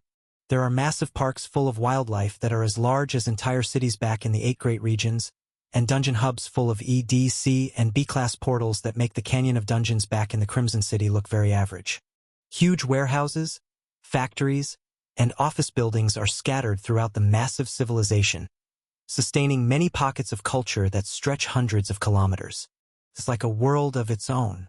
The vast amount of information to take in right now after such a brutal event is extremely overstimulating. I just stop and stare, floating over the sea of flames for almost a full minute to take it all in. My head slowly rises into the sky, looking up into the clouds to watch the skyscrapers fade away as they rise so tall. Though my all-seeing eye does see further and catches something very odd slowly spinning around the city in a circle about 100 kilometers above even the highest tower. There are 3 large rectangular boxes about the size of sports fields. No matter how hard I look at them, no readings come back. Even the energy that keeps them suspended above the massive city, endlessly rotating, is a mystery to me. Though I do come to the conclusion that they are definitely made of the same black originator stone that the island of Palmyra is made of, and the tower in the center of the Dark Continent. The moment I realize this, my stealth-imbued aura of perception retracts, as it is probably best not to tamper with things I don't understand in the presence of forces greater than my own. As I float upward, close to the burnt walls of the mountain, leading to the outskirts of the massive civilization, I send a mental message to one of my body doubles. It is tasked to go back to the island of Palmyra to make sure Marcus doesn't leak anything that has happened today, and begin taking control of the kingdom with Bree and Rodrigo's help.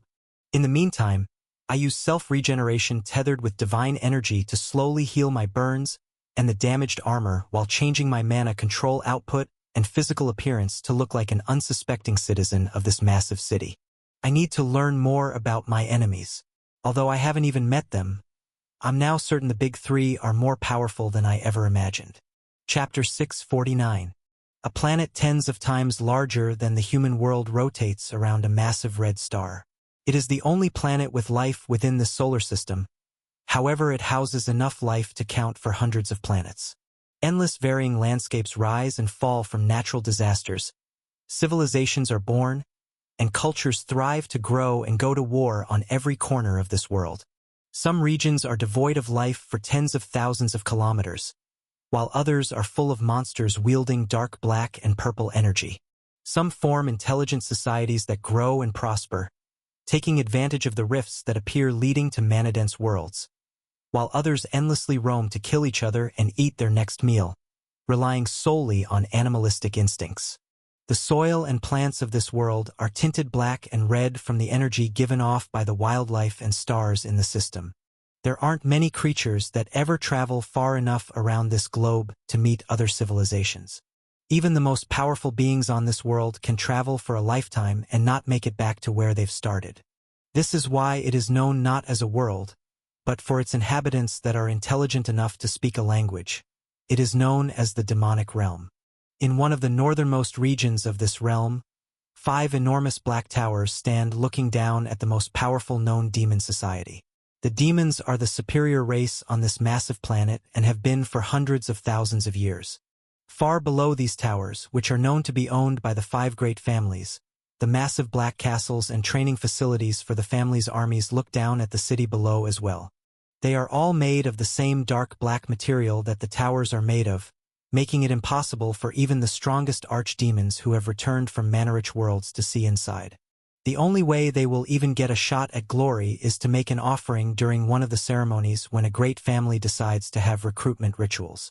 For a normal citizen, this is merely a dream that rests above their great city for tens of thousands of demonic generations.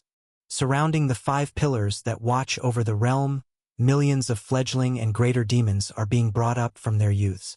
Expeditions into the surrounding riftlands to farm resources from demonic beasts, collect originator artifacts, and take the leap into newfound rifts to mana-based worlds happen every day.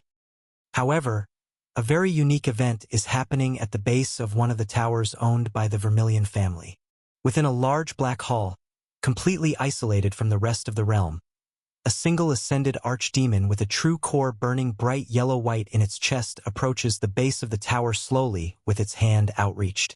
Its heart rate rises with every slow step it takes forward, and a line of 6 yellow-cored demon generals line the back wall at attention, staring straight ahead as their leader places his hand on what appears to be a closed, arching doorway.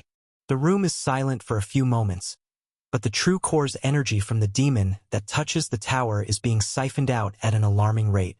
It stands tall, with a confident expression on its face, while the arching outer crack of the door slowly begins to light up with a bright yellow light. It becomes brighter and brighter, then shifts in color, turning light green as the intensity of the divine energy makes a major shift.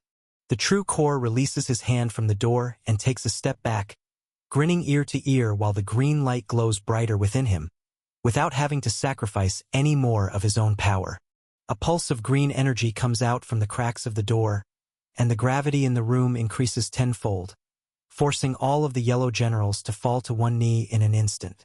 It pulses again, even stronger, releasing even more pressure, and even the true core bows his head and falls to a knee as well. He speaks in a tone as if he's addressing a god. "Lord Vermilion, I come to give you a report on our family's weekly progress. There have been 17 new offerings, totaling 329 quintillion mana points worth of new resources farmed. After our screening process, 9 of these new archdemons have been appointed to the 216th and 217th Red Corps squads to begin their training beneath the demonic knights." Reading on Amazon or a pirate site. This novel is from Royal Road. Support the author by reading it there. The True Cord Demon goes into great detail about the promotion ceremony of 2 of the Red Cord Demonic Knights still being in process, as new Orange Cord commanders are needed for the growing numbers of squads. Then he gives a rundown on all of the Originator Stone mining operations being conducted out in the Riftlands, and the off-planet missions being conducted by a few private Yellow General squads. However, there is no reply or reaction from the green outline of the glowing doors, until the demon reports an unexpected piece of news. "There is a planet that you've told us to keep tabs on. It is a human-based world, specifically planet M3-99051, a rare world that had an abnormally high amount of originator artifacts present, but its mana availability was not very impressive. I was tasked to plant a throne here as per your request, and it appears to have been awakened a few years early." The demon bows his head as another pulse of green threads erupts out from the edges of the door, followed by a deep voice so loud and powerful that everyone's minds focus solely on its words. The separation of the telepathic channel being tethered with divine energy, and true sound around them, is blurred. It is early indeed. That world was the one with 3 humans holding near-saturated true cores. The demon's bowed head is pushed down even further by the intense gravity, so much so that it touches the dark black floor. "Yes, that is correct, Lord. There's a pause as the pressure in the room grows even greater, and the older guards in the back of the room begin to pass out and fall completely limp. Very well. The contract made with that world 50 years ago in their time is still active.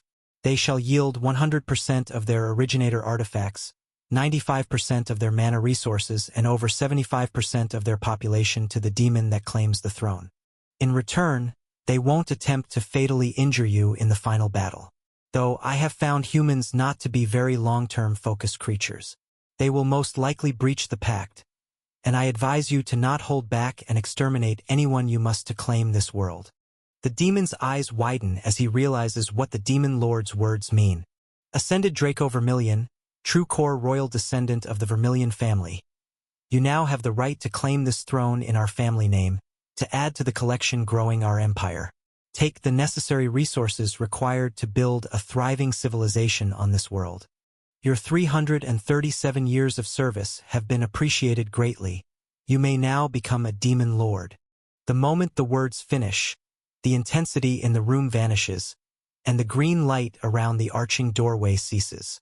Draco keeps his head against the floor for a few more seconds before raising it with a proud and determined look on his face, then turning to face the yellow cord generals at the back of the room. You heard the Lord. I need each of you to round up your orange cord commanders and have them bring their red cord demonic knights to meet me here in 72 hours. Ready to venture to a new world. That will be about 18 full squads. More than enough to take over a human world with third-tier mana availability. With a smile across the demon's face, he opens the back door of the black contact room. They all stand in and makes their way back to the main palace. One of the yellow generals walks closer to him, and the other 5 follow at a distance. The true core gives him an order while they walk back to his private quarters. This honorable day has finally come. I'm off to notify the other 11 royal descendants of my Lord Ascension. They will need to have a new royal fill my spot. There hasn't been a ceremony like this in over 100 years. The yellow cord general bows as they split paths and replies, "Indeed it is, Captain, or soon to be Lord. I look forward to serving you in your new world. I shall make sure all of the necessary troops are ready within 3 days as requested." The yellow general walks off down a long hall, while the true core opens a new door and uses a black tablet powered by dark purple demonic energy, linking all of the Vermilion family's true core royal descendants together to notify them of the news.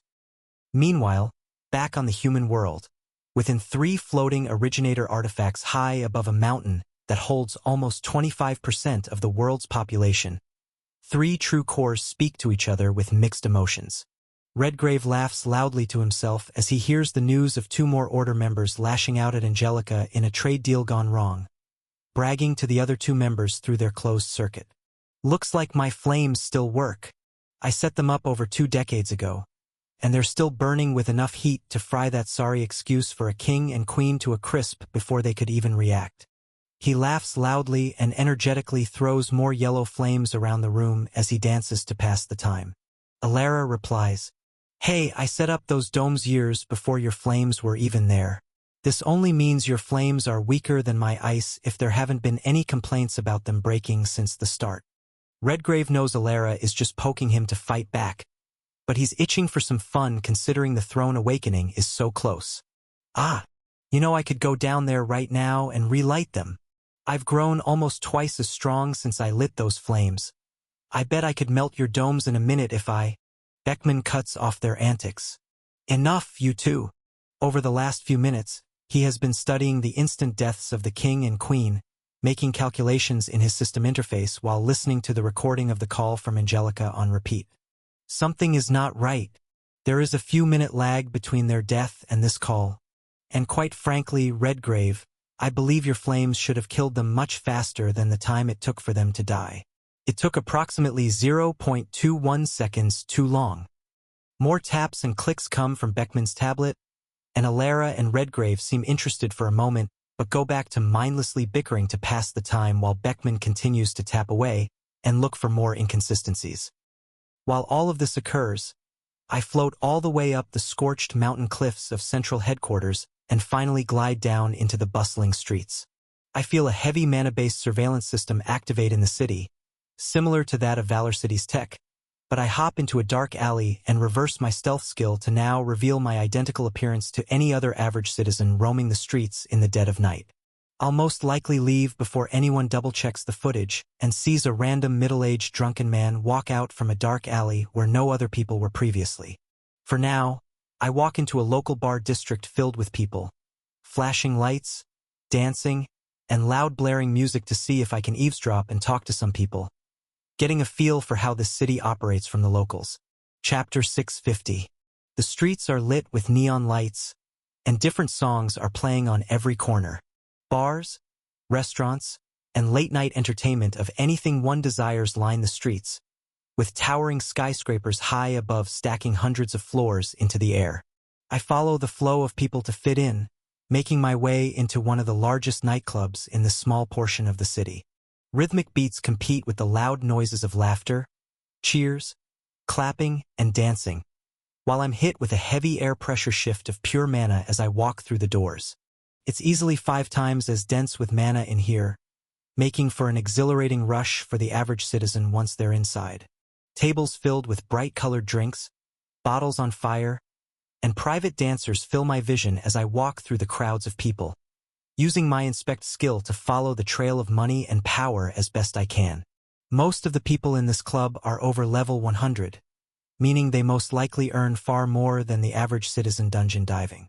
However, the main floor is filled with level 100 to 250 hunters and some well-dressed unawakened businessmen. All of the C-grade and above migrate toward the back of the club, where the private rooms are. I approach and see a woman in tight clothing with shots of drinks and bright neon-glowing pills walking around, offering samples to all the parties entering the private lounge area. Many hunters take them down in a single gulp, as well as the unlabeled pills, and their eyes dilate, their smiles growing as they move through the privately sectioned-off portion of the club. A few slots in line ahead of me, a man refuses the offering, flashing a silver card in front of the woman, but she shakes her head, refusing him entry unless he takes the drink and drugs. They get into an argument, and 2 B-class guards come out from the private room a few seconds later to escort the man out with ease. When it's my turn in line, I just smile politely, taking the drink and pill, activating my Master of Illusions buff to make it appear as if I followed her orders. In reality, they simply vanish into my storage, untouched. She allows me to walk through once my grin grows, and I head straight into the private lounges, where the music is far less loud, and the guests are more well-dressed and influential. I walk to the private bar, keeping a permanent smile on my face and a slight sway to my steps to play the part. There are still flashing neon lights back here, and the room is pumped with even denser mana than the main floor. The young women serving drinks walk slowly, taking time to chat with each client, and no one is swiping their silver cards after each order. They only pay when they decide to leave or enter the private rooms at the far back of this exclusive lounge. I take a seat between 2 parties. One is a man just over level 400, on the beginning stages of awakening his mana control. He's buying drinks for the many women around him, some awakened, others not. The party to my right is a group of 3 men. 2 are just over level 250, while the one in the middle is unawakened but clearly a businessman. They're all around the same age, mid-30s, most likely grew up together and chose different career paths. As I sit down, a young woman with piercing green eyes asks what I'd like the moment I settle in. Pausing with a wide smile, I order a few shots of their most expensive liquor and a mixed drink to go with it. The blonde-haired woman pours my drinks, and I feel the gaze of an old man on the other side of the bar. I brush it off, surveying the room and eavesdropping on nearby conversations. The elite hunter with the women around him talks about other clubs in the area and where they should go later tonight, while the group to my right discusses their latest dungeon farming expeditions. The man in a suit between them talks about a large trade deal of mana crystals he secured at a bank run by the association on the other side of the city. Everyone else at the bar talks about their day-to-day life. It doesn't seem like they're in secret slave labor or are forced into anything sinister, contrary to what I'd imagined about this city at first glance.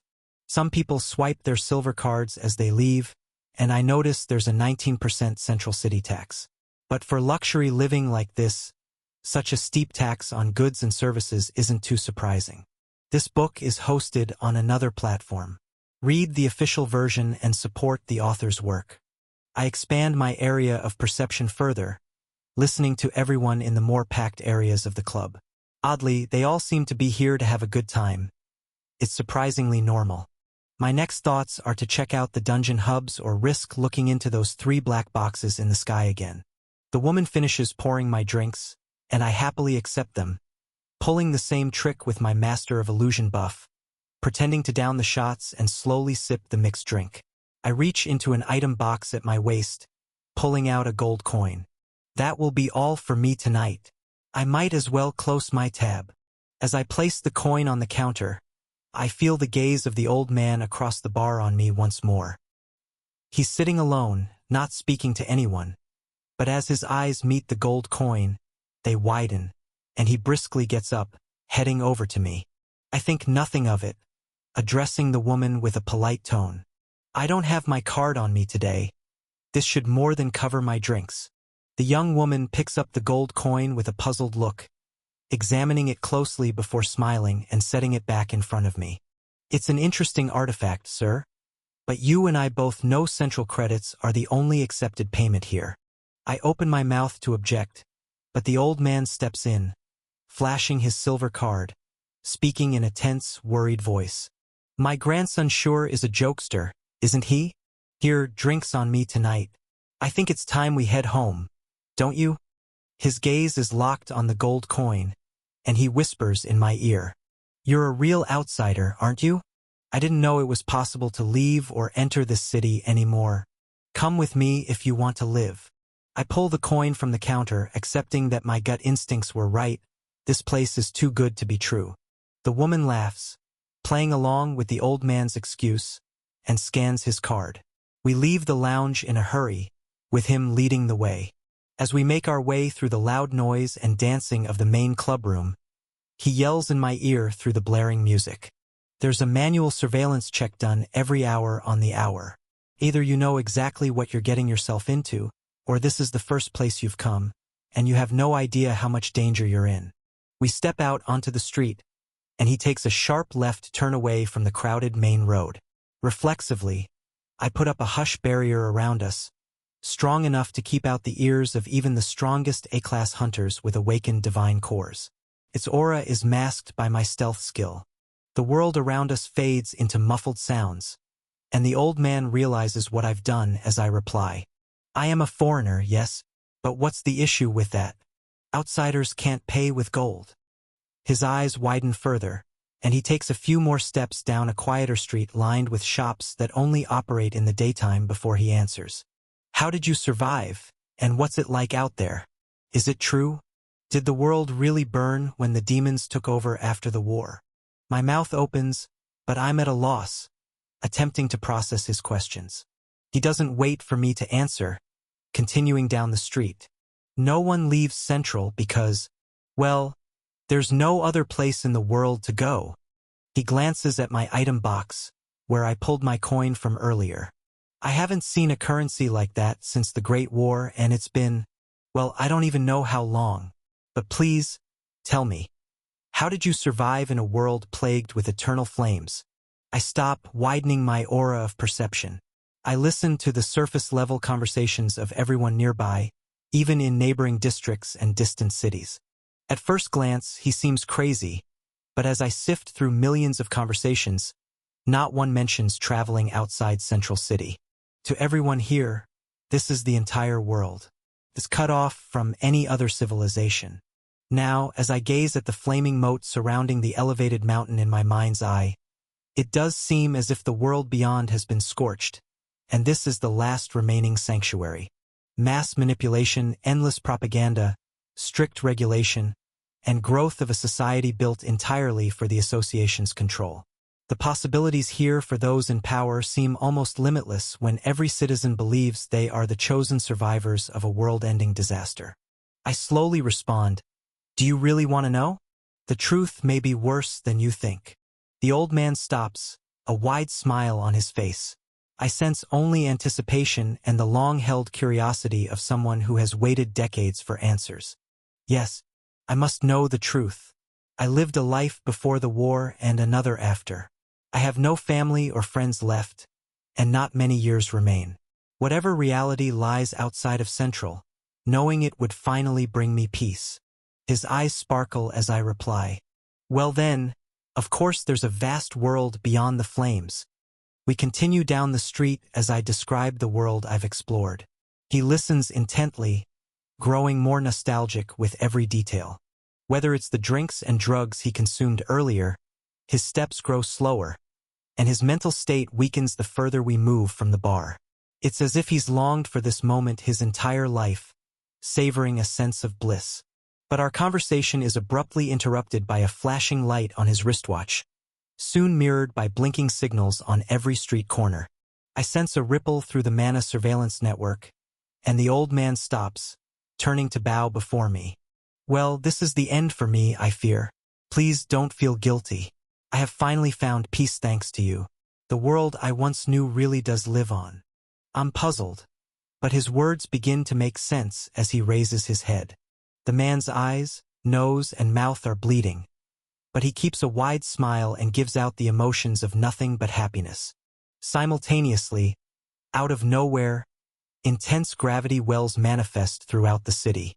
Numerous red cores come into my senses and dart through the city in various directions, followed by B and A-class guards with strong mana control. This is the manual surveillance check the old man warned about, and it's more serious than I anticipated. Heading straight toward us is a familiar orange-cored guard, the same one who led the scouting expedition through the Dark Continent and Crimson City not long ago. He approaches at high speed with 2 red cores behind him. I weigh my options, calculating how I want to handle this situation in the few seconds I have before potential chaos breaks loose. Chapter 651. All of my perception around the city focuses solely on the scouts that seemingly appeared out of thin air. Some of them touch down in random areas of the city, while others fly far away to the other side of the massive mountaintop to other districts. There are even some nearby that fly to the top of tall towers, but the only 3 guards I focus on are the ones coming straight my way. A faint noise emanates from the orange core, and I channel all of my perception toward him as he flies. The image of him holding a silver transmission device in his right hand is clear, and his voice rings out in a steady, monotone manner. Yes, Redgrave. I'm checking in on the unidentified subject now. Based on the recordings, he appears to be an intruder from outside of Central. But there is no ID coming back on our facial recognition. I'll be arriving in a few seconds. There's a click, and a familiar angry voice responds. It doesn't matter. Your focus should be elsewhere. Kill the intruder and anyone he is with. Don't spend a moment more on it. If they're from outside, then good riddance.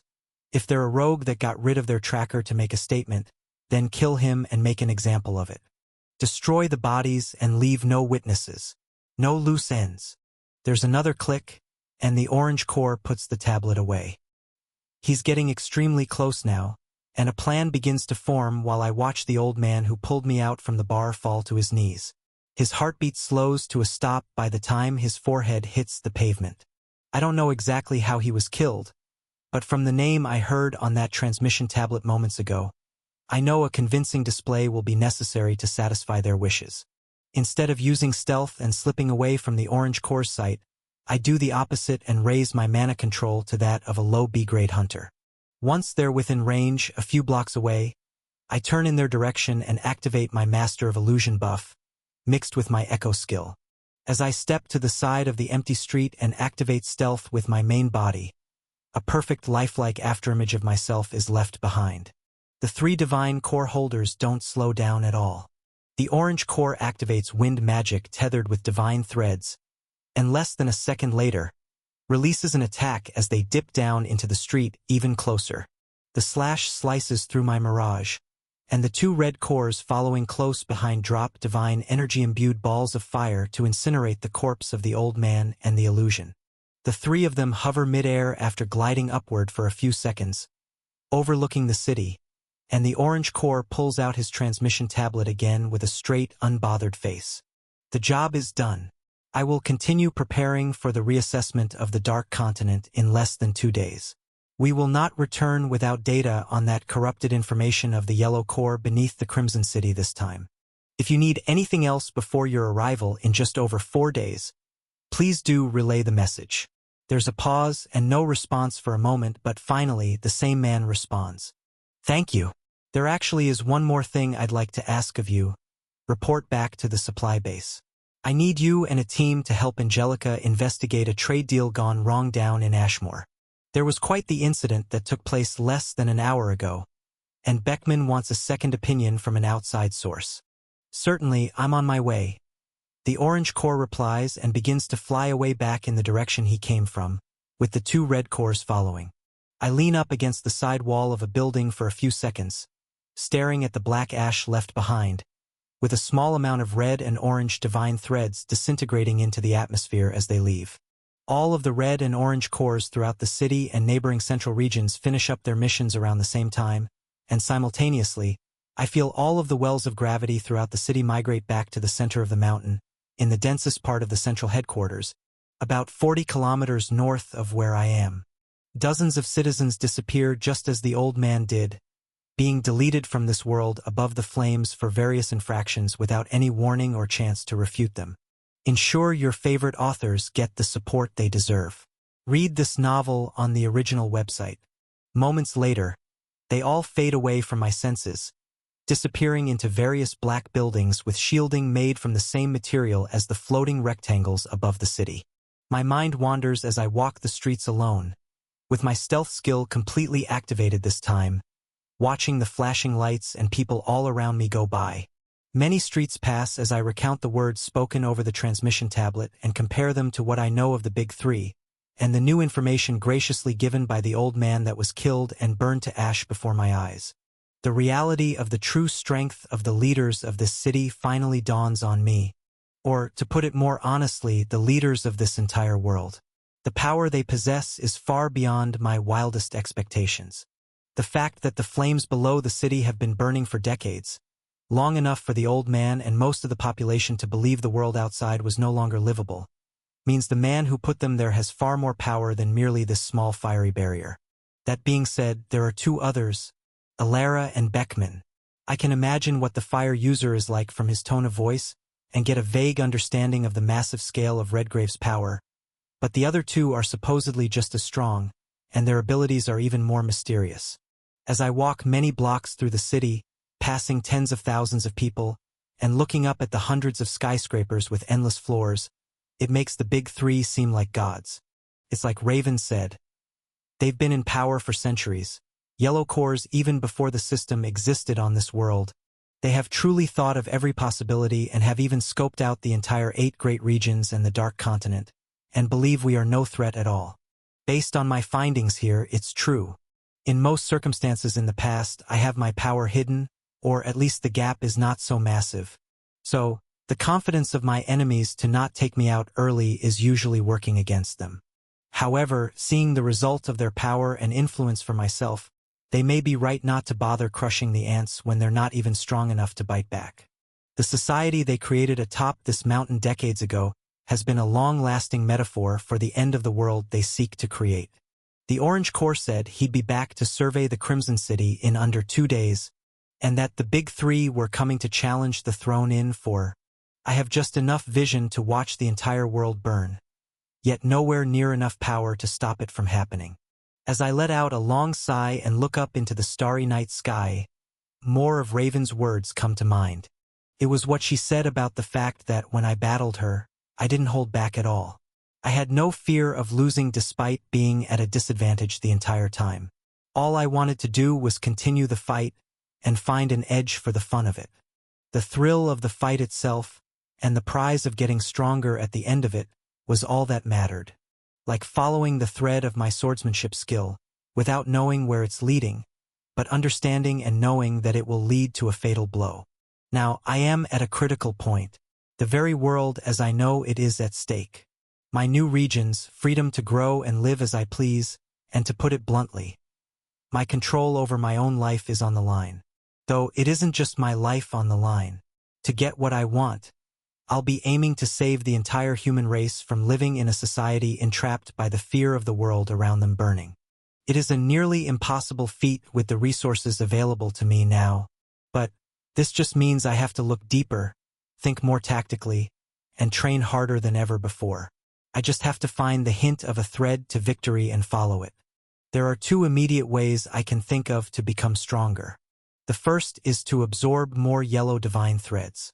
Most, if not all, of the yellow fragments in the world have been consumed, and the ones that aren't are in the hands of the very enemies I need to become stronger to defeat. The only source I can think of now is the endless roaring fire around the city. They could be harvested for their pure divine energy. However, attempting this so close would be the riskiest plan of all. The second option I have is bringing more links of loyalty into my Rising Emperor's domain. Pulling the stats and mana control from the Crimson Army to push myself out from the Divine Flames faster did make a noticeable difference. While I have a steady growth rate of a few hundred new links per day coming into the Crimson Dome, I'm going to need to up that by a magnitude of thousands in order to compare to the power pure divine energy grants. However, with the new connection I've made with the 8 great regions, and my control over every sector in the Dark Continent, my access to potential links of loyalty does reach the necessary threshold to pull something like this off. Ember may have valuable input on this matter, but until he awakens, I need to do everything I can to gain an edge myself. As these thoughts race through my mind, one of the many dungeon hubs in Central City comes into view, with hunters forming a line in front of it and a single guard on duty. The temporary feeling of absolute authority looming above me starts to weaken in my mind, and I can't help but grin as I've just found the beginning of my thread that will lead to the next of the big three. In full stealth mode, I walk between all of the late-night hunters in line and slip through the automated doors and silver ID scanners to walk into the closest dungeon portal I can find. Moments later, I dungeon walk right back to the island of Palmyra, not bothering to keep my stealth ability activated. I walk through the secured hallways right past security, and out the front door to float up and above this massive palm jutting out from the sea, full of citizens. My perception fills the entire island and down deep into the sea below, where massive chi reserves rest all around the wrist of this originator artifact. On the Finger Island, where I assassinated the king and queen, I sense my double, Marcus, Bree, and Rodrigo all talking to each other as I instructed.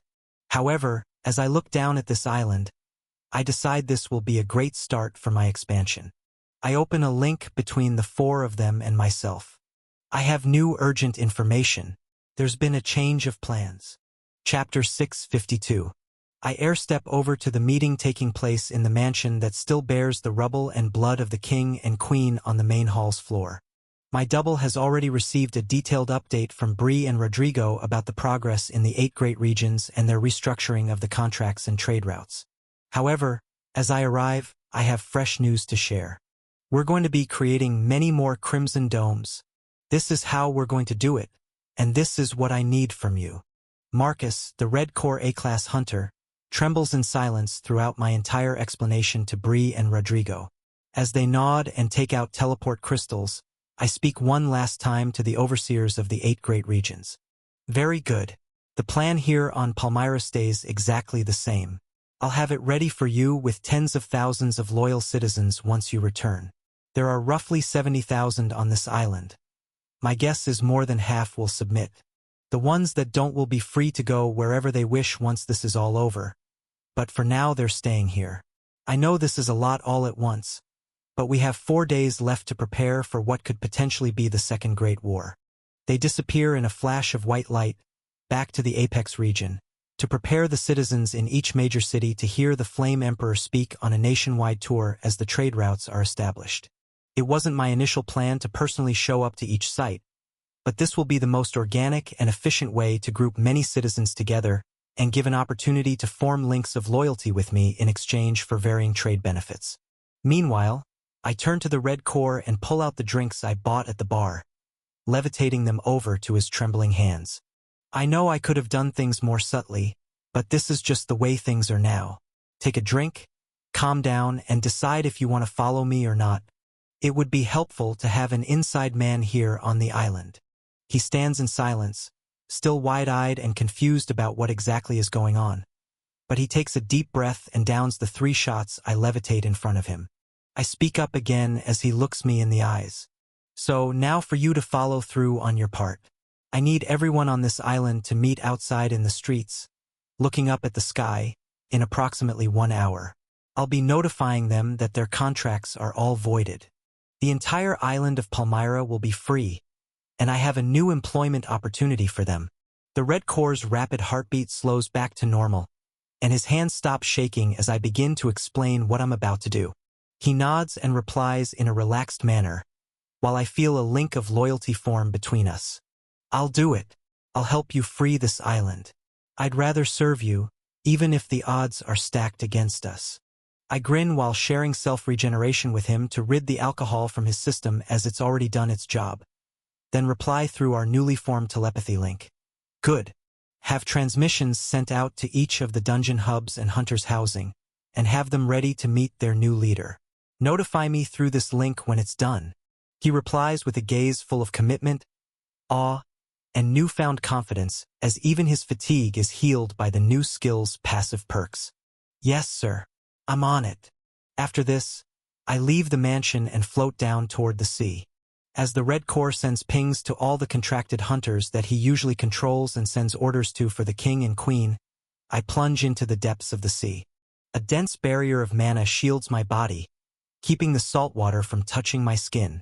I'm not going to be down here for long, so a single deep breath of air is enough to last the full hour if I need it. My creation of the shielding around me is more so for the intense pressures of the sea, which collapse around me as I dive kilometers underwater. It's similar in pressure to the massive shifts in gravity that divine energy exerts on me, creating hundreds of times more pressure at the bottom of the ocean than above sea level in the open air. It is pitch black down here, but my chi senses are all I need, as I'm taking this opportunity to collect valuable resources surrounding the palm. Monk's words repeat in my mind from the first time I ever came in contact with these naturally growing chi crystals beneath Valor City. If I absorb their essence too fast, draining the crystals completely dry, they will never recharge to their current state. The same goes for detaching them from the black stone base they grow from. Unauthorized use of content. If you find this story on Amazon, report the violation. The massive haul I've found here is thousands of times more crystals than I have back in the Dark Continent. The conditions down here would make it quite literally impossible for anyone below the rank of a yellow core to survive the pressure. Monk's process of collecting trace amounts of chi from living crystals is also a delicate one, requiring long amounts of time and equipment in stable environments. With the pressure, currents, and total darkness down here, I see no practical manner in which he'd be able to safely and efficiently farm this material. The crystals jut out from the bases of this originator artifact, and when I approach, two thoughts come to mind. Harvesting everything here could give thousands of citizens back in the Dark Continent a one-time boost, allowing them to awaken chi, elevating them above many of their mana-wielding peers. However, I could also use it all for myself. Increasing the strength of my soul energy in general does make me far stronger, but it's not as significant a jump as strengthening my divine core. Taking advantage of the chi at my disposal and adding as many people as possible to my Rising Emperor's domain at once would begin to make a noticeable difference. No one thing will magically bring me to the overwhelming strength level of the big three, but many small things do add up and bring me closer. Until I find the final missing clue to this puzzle, I need to grow in every avenue possible and continue searching while following the faint outline of a thread. Still, with a small hope for a potential future chi farm in mind, I pull out my Flame Emperor's blade, tether it with divine energy, and slice a square around the crystal cluster in front of me. I can't sense anything coming off the massive black stone artifact, other than the small areas surrounding the chi clusters, saturated with white flowing chi. The rest of the massive hand is only visible to me through my eyes. If I didn't sense the mana, chi, and tiny trace amounts of divine energy in the air, I wouldn't even know this enormous structure was in the sea. It only fills a negative space in my mind, devoid of all energy.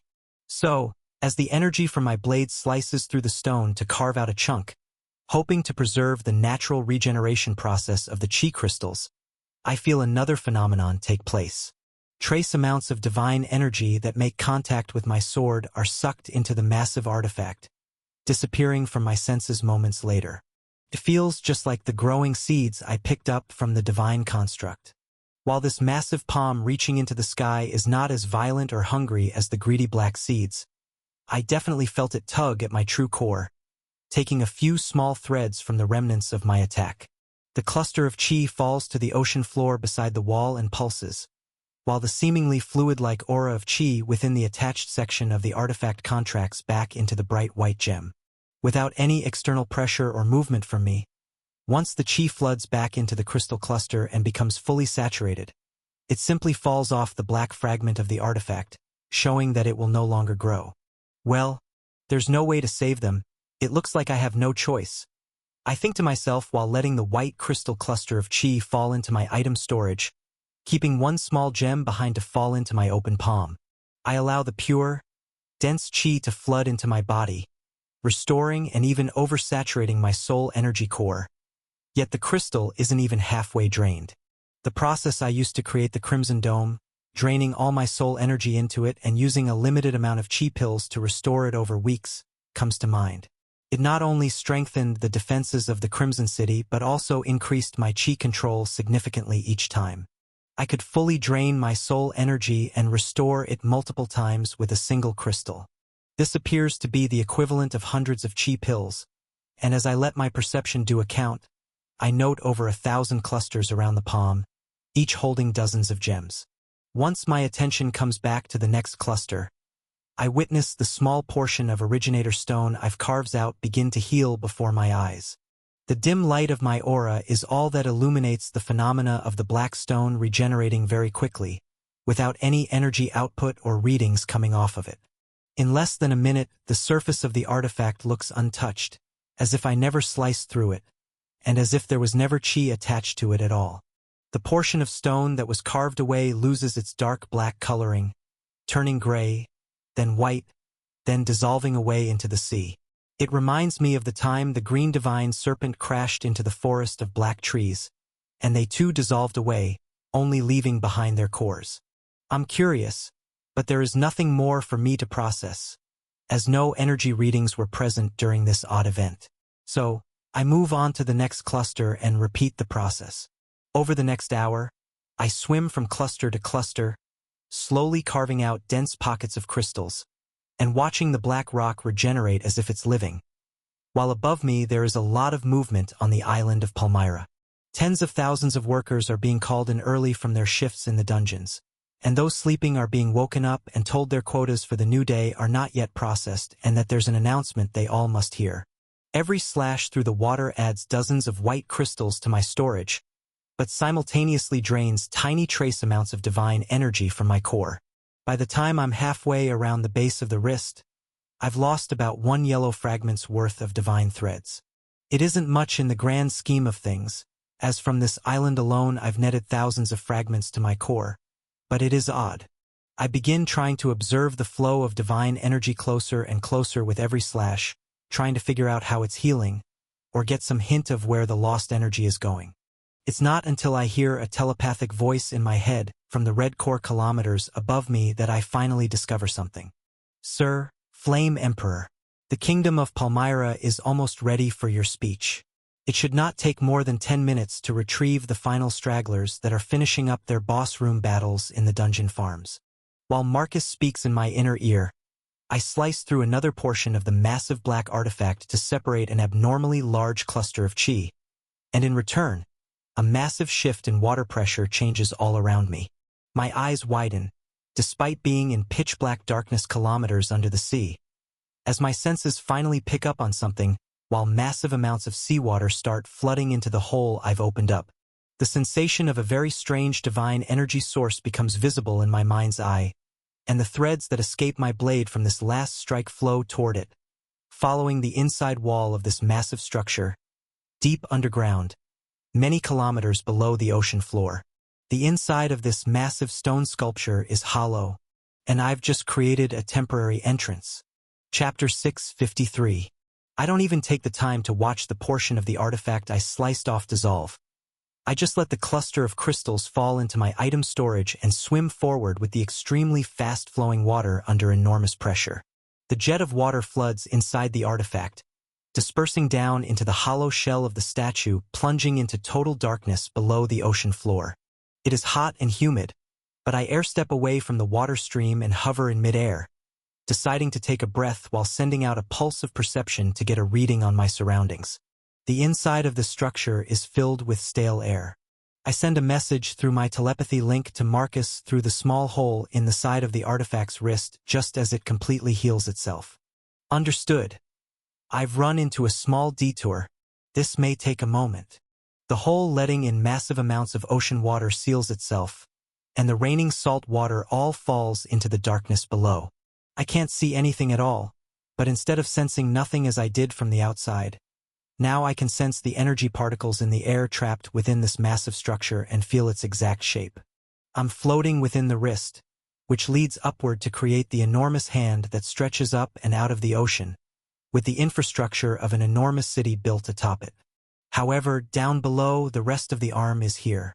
It even leads to a shoulder, and that shoulder connects to a neck, torso, and 3 other limbs. The impossibly large artifact appears to be lodged hundreds of kilometers below the planet's crust, and the deeper down I sense, the denser the air becomes filled with chi. There is no mana present within this structure other than the small amount that radiates off my body. However, the further I push my senses into the depths of the artifact's darkness, I do feel the flash of divine energy again. Comes and goes, giving off extremely strange readings. One moment it's invisible and another, it's creating a gravity well with the intensity of a true core. Other times, it's hardly the strength of a newly awakened red. I don't sense any intelligent life, but every time my perception touches the odd divine energy reading down below, I get the intuitive feeling that it is looking back at me. Overcome with curiosity, I float further down into the darkness, following the flow of denser chi and divine energy. I slowly make my way down the entire arm, deep below the ocean floor, and find that a large amount of water that fell in through the hole I made has pooled in the lower tricep of the bent right arm that reaches out of the sea. As I pass it and move through the shoulder joint, steam rises up, adding to the humidity as the water down here instantly boils from the heat and pressure.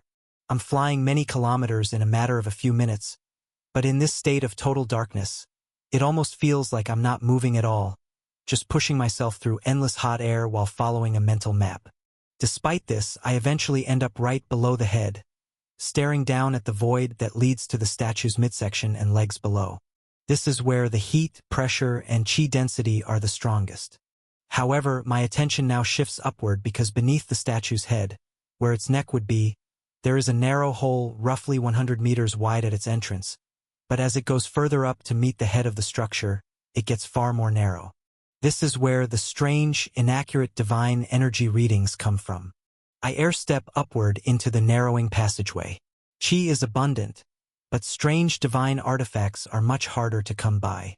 Touching this structure on the outside doesn't drain any divine threads, and there was definitely no way for me to perceive it from just putting out a scan. While cutting through the black stone is very difficult, I'm sure it would be possible for almost any order member with a true core to do the same. Either this artifact is completely new and was only activated by the small amount of divine energy it took from me, or it's been collecting energy from the atmosphere for millennia, overlooked with no one ever caring to examine it closely or attempt to look inside.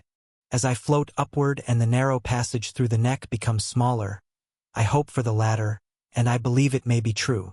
The dim glow of my true core's aura lights up the walls around me, and the illegible originator text I've seen before in the Saints' recordings appears all over this place. This story has been stolen from Royal Road. If you read it on Amazon, please report it. I have no way of interpreting it, so I simply follow the source of the odd blinking and changing gravity well readings until the narrow passage squeezes so tight that it's barely 3 meters wide. It comes to a halt near the base where the jaw is on this massive statue, and instead of going straight up, there is a rectangular hallway with ascending stairs at the top of the upward funnel to the head. I float down onto it and begin to walk up the path, illuminating more and more originator text on the walls. The passage is dark, hot, and cramped, with thousands and thousands of etchings all over the walls. My echoing footsteps are heard only by me as I continue upward, the cramped stairway spiraling higher, creating a circular spiral leading into the skull of the statue. I activate my all-seeing eye, not holding my true core's power back at all, trying to see everything there is to see in these halls, but nothing comes back. All I get in return is the same dull fluctuating signal at the top of the statue's skull, and the minor tugging at my core that siphons small, negligible amounts of divine threads from my aura as I continue upward. The yellow light coming off of me is so bright that it seeps into the walls, making each of the bold etchings in the black stone vibrant and reflective, searing every ancient letter into my mind with each step. There is nowhere else for my perception to go, so all of it concentrates on these unreadable words. As the minutes pass and I walk higher up, many of the letters become recognizable, as they're repeating over and over in my head. It's basic pattern recognition, but with millions of characters being scanned and imprinted on my mind, I can begin to guess which characters will come next without even understanding what they mean. By the time I reach the top of the enormous spiraling staircase, my mind is split between wondering what I'll find at the top and whether I'll be able to understand originator text if I stay here long enough. Just like when I entered this rising hallway, there is a single rectangular door to walk through when I exit it. I find myself in another massive, wide-open dark room, hundreds of meters tall and wide, with even more originator text printed all over the walls. As my true core's aura hits it, millions of letters shimmer yellow and white while I walk into the center of the room, gazing in awe at the main attraction here. A floating yellow disc is visible in the center of the room, no larger than my palm. It's a few centimeters thick at most, giving off a gravity well almost identical to my own. The moment I blink, the disc shifts its form, shimmering white, then turning completely black and forming into a perfect cube. No divine light comes off of it, and the gravity well present moments ago is no more. There is a faint amount of chi still inside the black artifact. I take another step forward, and it shifts again, growing in size and turning red, transforming into an elongated sphere. As it turns, the coloring shifts to orange, then yellow, bending and stretching to become a long cylinder until its edges meet to create a spinning donut shape in the air. Its gravity grows stronger as it becomes brighter yellow, and the hole in its center shrinks until it disappears and becomes a disc again. It collapses into a small pyramid, completely black devoid of energy, then shifts to red, repeating a seemingly random yet similar cycle again and again. I'm mesmerized by the phenomena and get extremely close to the floating object in the center of the room. So close that the edges of my purple barrier begin to interact with the aura it creates when it's at its peak. This, combined with my own perception reading millions of now recognizable ancient originator texts, causes a strange shift to occur in my mind. For a moment, at the peak of the artifact's cycle when it reaches the strength of a true core, I feel as if its emotions are rippling through my barrier, and a moment of clarity washes over me. My eyes widen as I step closer again, and as the cycle repeats, the clarity hits me even harder this time. It makes sense. I whisper to myself as the words in my mind start to shift and come together in fractured, barely readable states. Every time the cycle resets, the understanding I grasp fades from me as well, but I'm able to mutter out words each time it happens and look back on my memories. They have left. Not enough light on this world for all to ascend. I will die here, but one day, I believe another wave will come.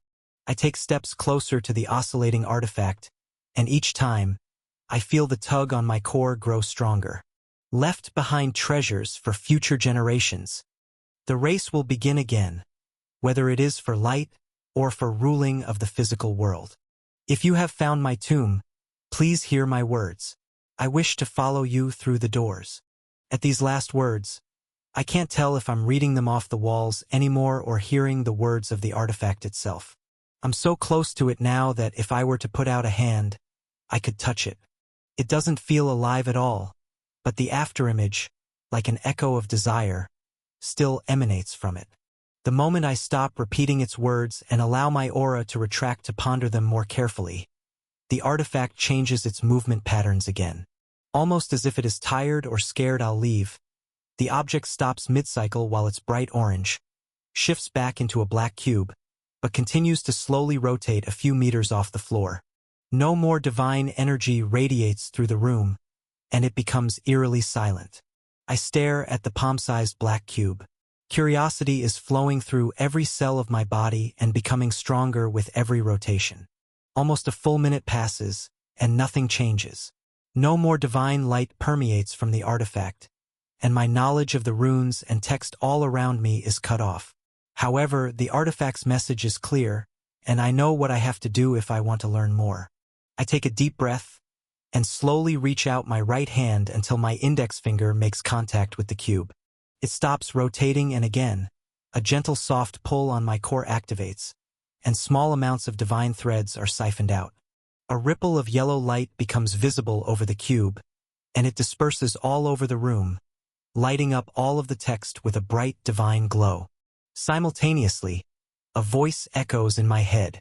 It doesn't sound human, more like a wild animal mixed with metal scraping against metal, but in a gentle rhythmic pattern. I'm certain it's some kind of ancient dialect or means of communicating, because my telepathy skill and purple barrier translate its meaning. Another wave has come. My hypothesis was true. This world is rich with light once again. Chapter 654. The text covering the walls, floor, and ceiling continues to glow bright yellow even after the room falls back into silence, while the ancient voice echoes through my mind. I think carefully about the voice's words. It speaks in vague terms, but with its emotions streaming through me and a rough translation coursing through my mind with the full power of my true core backing it. Many connections with past conversations, with Pluto the demon, the saint, Raven, Celia, and even Ember all surface in my mind. This wave it speaks of must be referring to the phenomena of the system connecting to this world. Its repetition of the word light must mean some kind of power source, but I'm unsure if it's referring to divine energy or mana or something entirely different. Though, the fact that it talks of there not being enough light for everyone to leave the physical world sounds extremely similar to the ascension of a demon lord. Not wanting to ask too many questions at once, I respond out loud with a simple, open-ended question to see what kind of being I'm dealing with right now. Who or what are you? My index finger stays touching the artifact, and small amounts of threads continue to drain out of me. But in return, my mind perceives exactly where the threads are going. They ripple through the walls of this room, spreading through the statue's skull, and moving throughout the enormous being lodged into the ocean's floor. Its voice echoes back into my mind, this time sounding more coherent and natural rather than the animalistic metallic rhythmic noise from before. I am Adam. This name echoes through my mind as I feel my own memories being sifted through, while I, too, see a fast-moving slideshow of this same statue, completely white, standing atop an ancient world, watching beams of light all over the globe flash and disappear. I watch clouds fly by, and the yellow sun rotate above the sky hundreds, then thousands and millions of times before I lose count. The only thing I can see is the white statue's color fading, turning slightly darker, and the worlds around it shifting and changing. As millennia pass, trees and wildlife build up sediment, and the feet of the statue are slowly covered in dirt. The plants and beings that grow around the statue often show stronger than average abilities, accidentally absorbing the trace amounts of white energy that seeped off the massive artifact. On many other points around the globe, similar artifacts give off the same energy, and religions are born praising the larger-than-life giant that watched over them all. As years pass, powers grow and fall, but no intelligent life ever matches the heights of what the originators built. The shifting of continents, volcanic activity, and heavy rainfall create an age of massive oceans on this world, covering the statue up to its knees. The oceans freeze over, melt, evaporate, and more life grows in the dry plains around a dormant statue that watched an ancient race leave this planet for the stars millions of years ago. The coloring of the statue begins to turn even darker, gray in fact, and the speed at which the sun rises and falls moves too fast to comprehend, and the memories become fuzzier. Countless ice ages, floods, species, and world-ruling races rise and fall, and each time the statue grows darker, and the planet devours it slowly in more ways than one. All that remains is the jet-black hand reaching out of the sea, with yet again, a society of the planet's ruling race congregating around it while the statue watches time sweep by. The ancient voice echoes in my head again, this time, sounding not ancient at all. I can't even tell the difference between it and the base language I speak. Adam, at least that is what I was called before I died. You are the first to visit my tomb. It seems your people call us originators. My eyes widen at its words, and the voice continues to answer the second half of my question. What am I? I don't know. I am the echo of what is left behind from a civilization that has moved on long ago. My eyes look around at all of the glowing runes and texts all over the walls. It feels as if they're vibrating and trying to come off the stone. I reply, my heartbeat quickening, filled with excitement. So the originators are real. Who were those that left this world through the beacons of light in those memories you showed? What do the words around us referring to light mean? And the doors? Everyone keeps talking about these doors. What do you know? This story has been taken without authorization. Report any sightings. I feel more threads leave my finger, and the words all over the room pulse and vibrate even more as the voice responds. I am dead. I have been dead for so long. I do not even know how I died. What you are asking of me is like asking if you can remember what food your mother ate on a specific date while you were still inside the womb. You have seen all I know. This is the first time I've opened my eyes in centuries. I know more about you than I do of myself. Its reply is not what I wanted to hear, but as I sift through the memories it shared with me, they flash by in spurts and have no true depth to them at all. In truth, the white statue was already dead, as it says, reaching up toward the sky as these memories began. It continues speaking to me, and at the same time, the room shakes and vibrates more intensely than ever before, and I feel as though I can see through the being's eyes, but all I see is darkness. I do understand the texts my ancestors left me, and your memories of this world have led me to create meaning for many things previously unknown. These beacons in the depths of my mind were in fact the chosen ones. Many texts here speak of their attempts at leaving this mortal realm to continue their journeys. The room tilts to the side, and I can feel the ocean crust cracking beneath and above me. However, it is not through my own senses. It comes from the statues. Continues, and I don't dare take my finger off the black cube. I need to know more, and I fear that if my connection is lost, I may never get it back again. This light and the wave printed all over these walls refer to the dominant energy source on the world we stand on. What your people know of as chi was a far different power long ago. It was as abundant in this world as mana is now. The fact that you were even strong enough to access my tomb means another source was created, and the Divine One's game is being played again. Another violent tilt of the room follows its words, and the yellow words on the walls become so bright, it feels as though they're tearing off and falling toward me. I reply with a question. So divine energy was here long ago too? It was an energy source before chi? Or whatever it was called when the wave came in your time. The yellow text of millions of characters begins coming off the walls, floor, and ceiling entirely, all closing in on the center of the room. Simultaneously, the gravity in the room rises, and I feel as if I'm moving upward. Moments later, as if two eyes are opening on the statue's face, I'm able to see the outside world, and what is happening begins to become clear. The hand holding Palmyra above the ocean rises even higher, and an enormous bulge in the ocean surface grows beneath the black palm. It continues to bulge while the arm reaches out from the sea, pushing the island high into the clouds until a black head with enormous yellow glowing eyes emerges from the dark surface of the sea. I hear a reply while watching the impossibly large statue push itself out of the planet's hard rock crust as if it's malleable sand. The power of the divine has always existed. It is the fabric of reality, but lesser energy sources are necessary for mortals to begin their journey and climb. These lesser sources are not as absolute in the grand scheme of time, but they are necessary to reset the mortals' worlds and allow for motion to continue taking place. Even gods die. They too must be replaced. The entire black statue ripples yellow as it rises from the sea, creating massive tsunamis that head toward the coasts thousands of kilometers away. At the same time, far away, the sun begins to rise, shedding a sliver of light upon the magnificent event taking place far out in the middle of the ocean. The yellow ripples cover the entire black statue, then bounce back after covering its entire body to make their way back toward the head. Once they do, all of the yellow energy settles in its skull, adding to the bright runes surrounding me, and making them all collapse in faster. His words echo through my mind again. Finally, the great wave has come again, and those who pass the trials shall walk through the doors. I have rested long enough. This world has finally awakened, and I shall fulfill my duty to make sure it is not forgotten as it was before.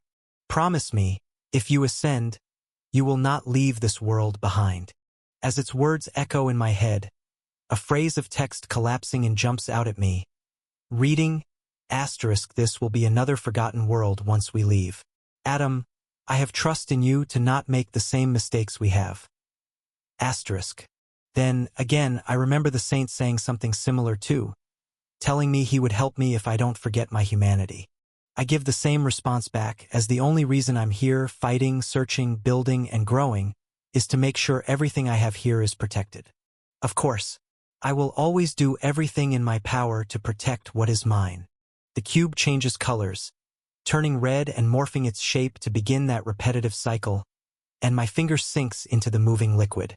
It replies while shifting to orange. Good. All my years after death have not been in vain. The right one has finally found me. The yellow runes collapse in and collide with my finger at the same time the artifact reaches the end of its cycle, and they all collapse into a single point, shining the brightest yellow-white I've ever seen. All of the yellow divine light vibrates through me, then bounces back, emulating the same pattern that rippled through the massive statue when this whole process started. Once it hits the black cube again, it disappears into it, and it pops off its invisible pillar where it was floating in place before, and even floats away from my finger. It glows red and starts to shift to start its cycle again, but this time it rotates around me like I'm its center of gravity. I try to reach out to touch it again, and once I do, it reacts by bouncing off my finger and orbiting in the complete opposite direction while continuing its cycle. Instead of going for it again, my gaze is focused elsewhere. First, on the smooth blank walls and floor all around me, as all of the text was consumed by the artifact. Second, I try to put out a perception pulse because my vision through the eyes of this massive statue ceased the second the runes and text collapsed. Once I get readings back from my energy pulse, and get a feel for how things are in the outside world, the situation becomes more clear. Previously, I wasn't able to sense a thing outside the statue's inner walls. However, now, I can easily send pulses through thousands of cracks all over its surface. The black outer shell becomes brittle, and shows the same signs as the pieces of black stone that were cut off from it earlier, turning gray, then white, then disintegrating into thin air. The entire statue begins to dissolve away beneath my feet, and in a matter of seconds, I begin to smell the ocean air again. The feeling of weightlessness takes over. Above, I see a scene that reminds me of the time Ember and I had to dodge a falling island full of trees within the divine construct. This time, it happens to be a massive city filled with over 70,000 residents, and below is the dark depths of the violent crashing endless ocean. Chapter 655. Everything that's occurred in the last few minutes rushes through my mind as I watch the stone statue disappear and the massive cluster of housing and residents fall toward me. The words of the artifact, and the memories it shared, are eye-opening, but after leaving its tomb, I'm even more confused about its origins and cryptic texts than when I entered. Even after viewing the millions of millennia of fuzzy memories it showed me, they all lack detail, and none were from before the artifact's death. For all I know, this object was never alive, or it could be falsely calling itself an originator after seeing my memories and telling me exactly what I want to hear. While I sense no malice, as I fall toward the sea and watch the black cube rotate around me in a lifeless state after putting me in this mess, I can't help but wonder what exactly this odd, sentient artifact really is. Despite these questions, there is a real voice that echoes in my head, full of fear and worry. Sir Flame Emperor, what has happened? We've been waiting for you. Is this all part of your plan? Is the island of Palmyra destined to sink into the sea? Have you asked everyone to stare into the sky only to show them their deaths are near? Is I roll my eyes and allow my true core's aura to leak out while forming a plan and replying. No, Marcus. I just ran into some unforeseen trouble. Hold on to something. I'll fix this. I stare up at the enormous size of the falling city housing 70,000 residents and believe it might be possible to use mana manipulation tethered with my divine energy to carry them all and fly somewhere to safety. But I'm sure being at such close range with such immense power would kill many and destroy most, if not all, of their personal possessions on the island. First impressions are everything, and I'm unsure how well destroying everything they own and killing most of them will work in my favor when asking them to swear loyalty to me. So, instead of air-stepping up to catch the island, I plunge downward, activating my plunderer skill to begin draining the atmosphere of any and all ambient mana while flying headfirst back toward the massive hole in the ocean where the black statue used to stand. Enormous waves crash in, and city-sized whirlpools form as the empty space is filled by the vast endless sea. While violent waves crash against each other, kilometers high, as the water displacement equalizes, I plunge headfirst into the sea and head down to take advantage of the enormous hole in the ocean floor. If there was once an island here, I can make it again. Once I'm deep enough underwater, I let the true power of my divine core loose and activate ice magic with it, while expanding my greater form to become larger than it ever has before. A shockwave of light blue ice, mixed with yellow divine threads, pulses through the ocean, and everywhere within a 50-kilometer radius below the sea freezes in a matter of seconds. All of the water that filled the space deep below the planet's crust freezes solid, tethered with divine threads so strong. Even the overwhelming heat that boiled seawater before can't melt this ice. I propel myself upward while the ocean above the floor freezes, and as I leave the surface, all that's left behind is light blue waves and whirlpools frozen in place as I set my sights on the island that still falls my way. I activate telekinesis from a long distance away and create dozens of sports field-sized mana barriers below the bottoms of the largest chunks of floating islands and large buildings.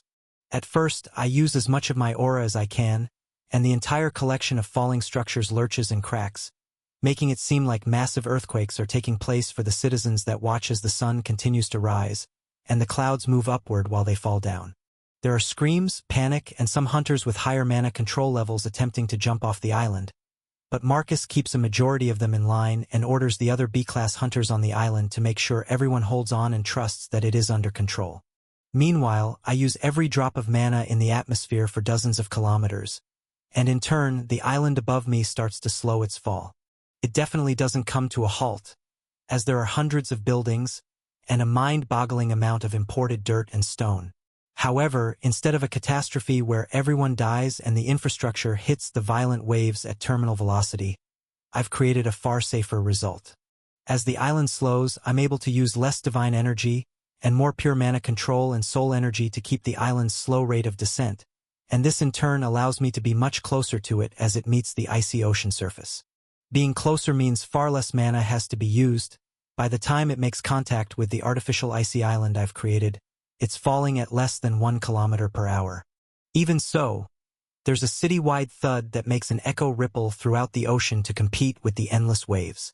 While most of the residents are still confused, shocked, angered, and scared, the fact that there's miraculously been a safe landing leads to a city-wide cheer and claps as they're all just happy to be alive. The sun finally rises all the way above the horizon as well. High up in the sky above the island, light debris continues to fall, reflecting light. Even the light blue dungeon portals glow in the sky above, as they are geolocked to a position in space and do not fall with gravity like normal matter. I take advantage of the positive moment and fly to the center of the city where many still stand, with Marcus floating above the densest part of them. Without any warning, I increase my mana control output and appearance to look just like the Flame Emperor I've used many times before back in the Crimson City, and activate my Screech skill to project my voice for all on the island to hear. If you discover this tale on Amazon, be aware that it has been unlawfully taken from Royal Road. Please report it. Your rulers are dead, and I am here to set you free. You may call me the Flame Emperor. I burst into a vibrant and beautiful red, orange, and yellow display of flames, while projecting my appearance to become massive in the sky using my Master of Illusion buff. As I feel all eyes on the island turn toward me, I speak up again. Some of you are here by choice to pay off debts. Some of you are here because you were tricked into bad contracts, and others are here entirely against their wills. I do not know the nature of all your circumstances, but I am here to give you an offer to void all of your contracts and grant you a second chance at life. My larger-than-life imagery looks down on the island, flickering with flames so large and realistic. While the events that just took place can't be explained with the rational mind to many on this island other than as the work of a god. Many fall to their knees and pray, while others are frozen in shock. A small few still run for their lives, attempting to leave the island, but only find that the outer ring where the dirt and rock ends only leads to frozen waves. I speak again after everyone here has come to believe what they are seeing is truly reality. There is a nation to the east under my rule. It is far away from Central. I promise you all a life free of the shackles that the king and queen have put on you here. If there are loved ones back in Central, I vow to bring them to you all with no strings attached. The only thing I ask of you is your trust. A second great war is coming, and the world is going to have to choose sides. You do not have to fight for me, nor work for me, or anything like your past leaders have asked. I just want your loyalty and goodwill. After this line, I feel a few links start to form between myself and random citizens all over the island atop the iceberg. Conversation in the city begins to spark up, so I keep quiet while sentiment spreads naturally among them. I think we should do it. We're finally saved. Can we really trust this man of flames? What if he works for Central too and he just bought the island and this is his flashy way of taking ownership? Even if that's the case, what choice do we have? Wouldn't it be best to accept his terms and hope for the best? The worst case is we're just back where we started. True. I guess there's a reason to have hope again. I believe him. I swear my loyalty to you, Flame Emperor. Some are skeptical, but the longer I let them talk amongst themselves, the more many on this island realize there is no reason for them to say no at all. It is a win-win scenario, and this thought process spreads like wildfire. While a few hundred trickle in at first just out of fear that I'll punish those that don't instantly submit, and a few thousand after a few seconds as they see me as a real god, the more rational and skeptical hunters on this island take their time to think over my words. However, as the minutes pass, thousands and thousands more link with me, and I feel my option to borrow and grant power grow more every second that passes. Once over 10,000 links are visible on my interface, I expect a notification to ring in my ear, just as it did when I hit 100, and 1,000 members in my Rising Emperor's domain, but it never comes. I think to myself that maybe I've hit the end of the line for upgrades to this buff, but I was really hoping for another one. My gaze becomes filled with status screens and geopoints as the number rises more and more, past 20,000 links, then 30,000, and it continues to rise. As residents get down on one knee, following the actions of others all around, my aura continues to permeate through them and show intensity. The entire kingdom of Palmyra acknowledges me as their savior and new ruler. I speak again as the links begin to slow after 40,000, as over half of the island has sworn their loyalty. Very good. I will have helpers from the mainland sent over here very soon. Transport to new cities to the east will be given, and care packages with money, food, and unlimited dungeon access in a whole new region will be provided to those of you that have sworn your loyalty. I pause and the links pick up again, as even more people are intrigued that were previously on edge. Those of you who do not wish to believe my words will have to stay here for 4 days or longer. Extra food, water, and resources will be provided, but rogues of unknown origin or loyalty will not be permitted in my nation. Those of you that wish to return to Central, or wish for me to reunite you with loved ones, you will also need to wait until the results of the war are settled. Even more links form, and more talk erupts through the citizens all over the city. A familiar-sounding ding echoes through my inner ear while I say a final statement. Marcus will keep you all company until my subordinates return. I know you all have many questions. They will be answered in time. I thank you all for putting your trust in me, and guarantee it will not be in vain. Continue your farming if you wish, or head back to your quarters to rest. There are no longer quotas, deadlines, or higher-ups to fear your life from disappointing. If you wish to fight with me in this upcoming war, tell a Crimson Army soldier that you wish to join when they stop by. I smile and make my massive face in the sky disappear, then share my screech skill with the Red Corps I've left in charge, so his voice can project through the entire city as well. I send him a telepathy message while pulling a teleport crystal from my storage. Bree and Rodrigo will be on their way back soon with my double and more of my stronger recruits to make transportation easier and bring the supplies I've promised. I know I've tossed you into this position, but I'll make it worth it in the end for you. A few seconds pass and I get a response. It is already worth it. You're doing a good thing here. I've always wanted to be free of that king and queen too. I just never believed it was possible. I won't let you down. I crush the teleport crystal in my hand and blip back to the bunker beneath the Crimson City. With 4 orange cores collecting large amounts of yellow divine threads all around me, I finally open up my status interface once I'm here to see what the notification said before. Congratulations! Rising Emperor's domain milestone reached. 60822/50,000 links of loyalty created. New perk unlocked. Rising Emperor's authority. Info. The caster may appoint 5 generals to share the Rising Emperor's power. Combined, the generals may borrow 5% of all base stat points and mana control efficiency from all subordinates under the allegiance of the Rising Emperor. In addition, 5% of the general's base stat points and mana control may be temporarily distributed to any subordinate under the allegiance of the Rising Emperor. The maximum amount borrowed or shared per general is 1%. All generals acting together may control 5%. When not in use, the Rising Emperor may use all 5% of this untapped power. The Rising Emperor has total authority and can override the general's power sharing even if they are activated. The caster may only borrow or share exclusively. Both actions cannot be performed simultaneously. Members affected by this perk are not required to be within range of the Rising Emperor's domain. This additional buff stacks with the Power Holder perk and Ruler's Gaze perk if used simultaneously. I come to the conclusion that not only did the number of subordinates in my interface rise by 20 times, now the total amount of stats and mana control I can borrow or grant has risen from 15% to 20%. 5% of which can be controlled by 5 generals of my choosing. This means to gain additional power, it doesn't have to come directly from me.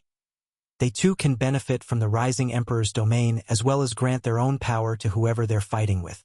As the possibilities of what this new perk can do rush through my mind, another phenomenon hits my senses. Ember's mind is far more active than it was just yesterday within the isolation pod, and I can sense his core through the mana-imbued metal casing with ease. It's much larger than it was before, as it's cycling the yellow divine threads through the room just as it did for the orange threads previously. Instead of just making the circulation in the room faster and more efficient for my teammates, this time, Ember's core is retaining a large amount of the yellow threads with every rotation. It is clear his healing and rest process from overusing his immortal core has come to an end. Now, he is using this perfect environment to train. It appears as though he is attempting to awaken his true core. Chapter 656. As my gaze remains fixed on the silver contraption at the back of the room, where Ember is contained, I feel the mind inside the pod shift. In response, the link within my Rising Emperor's domain activates, bypassing the need for direct contact through my aura to enable telepathic messages. You've been quite busy since the B-class exams. Our power has grown a substantial amount, while our stats and mana control are linked through our system pact. Divine energy cannot be created nor destroyed. I must awaken my true core alone, using an old technique I created. There's a brief pause, less than half a second, before a pulse of weak divine energy ripples through the room. Ember's voice then vibrates through my mind at a rapid pace. You found yourself an amplifier too. How interesting. I raise an eyebrow, replying through the link while my peripheral vision tracks the black cube slowly rotating around me. What is an amplifier? There's a much longer pause before Ember replies again. It is difficult to explain in these circumstances. I must keep my mind and body focused on compressing my core without harming your teammates or crippling my own core with too many movements before it's complete. Another pause, even longer than the first, follows before Ember continues. I have a few hundred yellow fragments of my own from the construct.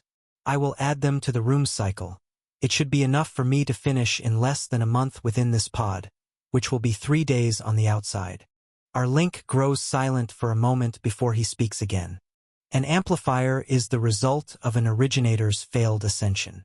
This was before the era of demons and the system, and the ascension process was different. It is the echo of a dead soul that holds onto the mortal realm with a desire too strong to be broken by death alone. They cannot think, lie, act, or grow more than they already know, but often share incredible powers with those who share a common desire. Ember's cryptic description doesn't tell me much more than I could have guessed. But the fact that he says they cannot lie makes me less hesitant to leave the cube floating around me. The mention of a different process of ascension raises an eyebrow. I remember, in the statue's memories, beams of light all over the world, and its description of those beings ascending, though it didn't know how it died or have any memories before its death. I reply quickly, how do I use it, or activate its powers? After no reply for a few more seconds, I assume Ember has fallen into his final state of concentration. I leave him with a final message. Well, the faster you awaken your core, the better. The throne is opening its doors in 4 days. As I turn around and pull out a teleport crystal, a final reply echoes through our link, slower this time. 1 day for us to train together will be more than enough. Focus on what you can do in the present. All amplifiers are unique. It will most likely take an absurd amount of divine energy to activate. It was a true core holder in its past life, after all. I must focus now. See you soon.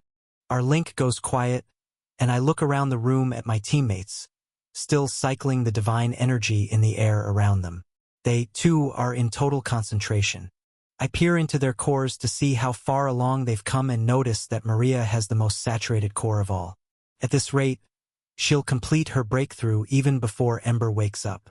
Abby appears to be in a similar state, lagging by about 30%, but she maintains a constant ring of restoration below everyone in the bunker. Fisher and Lydia are absorbing far fewer yellow threads than I expected. At this rate, they won't awaken their yellow cores within 4 days. The natural talent barrier shows itself again. At this thought, my perception expands through the city, across the Dark Continent, and further to Raven's Nation and the 8 great regions. They are the most powerful beings in all these lands, aside from a few exceptional Order members who have been training since before we were even born. The only reason they seem lacking is that they're in a room full of true monsters. I smirk, whispering to myself while crushing my teleport crystal. Good work, you 4. Stay at it. I'll return soon.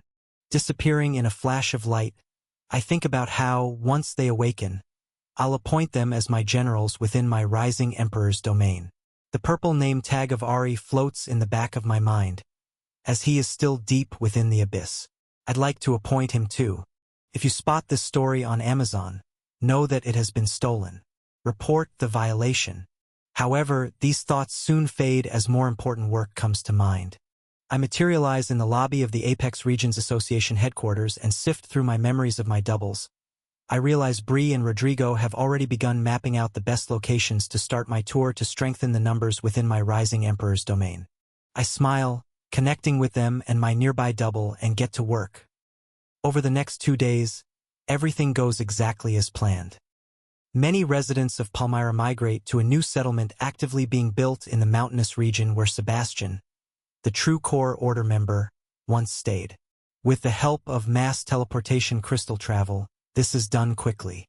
Some stay behind to wait the war out, but the majority wants to come to the mainland. With over 60,000 people flooding into the area, the population quadruples. My doubles bring in large amounts of raw mana from the artificial mountains, seeding the air with enough ambient mana for faster natural MP recovery. With this influx, trade routes connect many smaller native villages along the lake's outer edges. Upon contact, I distribute resources, give a unifying speech, and project a larger-than-life illusion of the Flame Emperor to every village, gaining another 7,441 links of loyalty. this is just the start. As new roads connecting the Dark Continent and the 8 great regions are built, I map out and plan to visit every village along these paths. I convey that the 8 great regions and the Dark Continent will soon face a great war and need their support. Knowledgeable merchants and hand-selected Crimson Army members accompany me on my tours.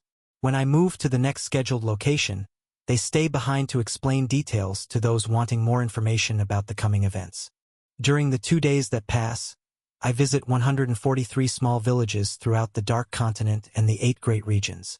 Settlements with 1,000 to 20,000 citizens receive gifts of magic items and fresh food not available in certain regions, drawing crowds. I offer better housing, unlimited dungeon access, and free training from high-level hunters. I promise to connect them with trade routes that will boost local economies, even if they don't join me. In return, I only ask for their trust and loyalty. Over 50% form links of loyalty with me on average, and my influence spreads. Rumors begin circulating in nearby villages that I'll visit them next. With merchants and army members accompanying me, I need a quick way back to the Crimson City. I create 2 public teleport platforms outside the Crimson Dome. Groups of trusted guides escort those curious to see this Crimson City I speak of. Large-scale housing projects within the Crimson Dome are paying off, with thousands more entering, seeking opportunities. At night, with no more cities to visit as most citizens sleep, I take time to train. I assist my double in transferring pure mana from the artificial mountains into my labyrinth. The higher floors have slow respawn rates, with 5 to 10 monsters per floor and up to 30-minute reset counters. Even so, each monster up here grants hundreds of billions to even trillions of MCP. So, I dungeon walk to all floors above the 80th to constantly farm large amounts of mana control. After 2 nights of this, the labyrinth reaches 106 floors. The highest level monster I face is level 7599. During my off time, while waiting for monsters to respawn in the dead of night, I do a few side projects.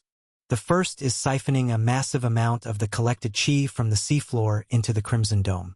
I find there isn't enough to make it larger, nor is there enough to create more. My initial plans of surrounding every major city in domes of their own seems a little too far-fetched. I decide to make my home base stronger instead. The Crimson Dome's soul energy density increases by over 20x. I do not imbue any divine energy into it, as the aura would be very harmful to normal hunters. However, with this increased strength, I'm confident most yellow cores would have trouble breaking through it even if they worked all day. While resting and healing from the fatigue of draining my entire soul energy core multiple times, I do attempt to talk to the jet black cube that now constantly rotates around me. It never responds like it did before. I even fly out in the dead zone areas of the desert and attempt to unleash the full power of my true core to trigger some kind of activation. All it does is continue to spin around me and rotate in the opposite direction every time I touch it. When my stealth skill is activated, it disappears too, and when I try to scan it, it's as if the artifact isn't even there. It is constantly on the back of my mind while I continue my tours, fulfilling the first stage of my plan. I have no more leads to new sources of divine power on this world, so as the sun rises, I prepare for the next major boost in potential strength I can get, mentally mapping the large-scale events scheduled in Solara, Valor City, and every capital city in the 8 great regions today. The first citywide event I have scheduled is in Vice City. It will have a dual purpose, notifying all of the contracted hunters of their leader's replacement, and being the first major city in the world that the Flame Emperor chooses to spread dominance through. A few of the smaller surrounding cities were visited yesterday, so I'm positive whispers have spread already.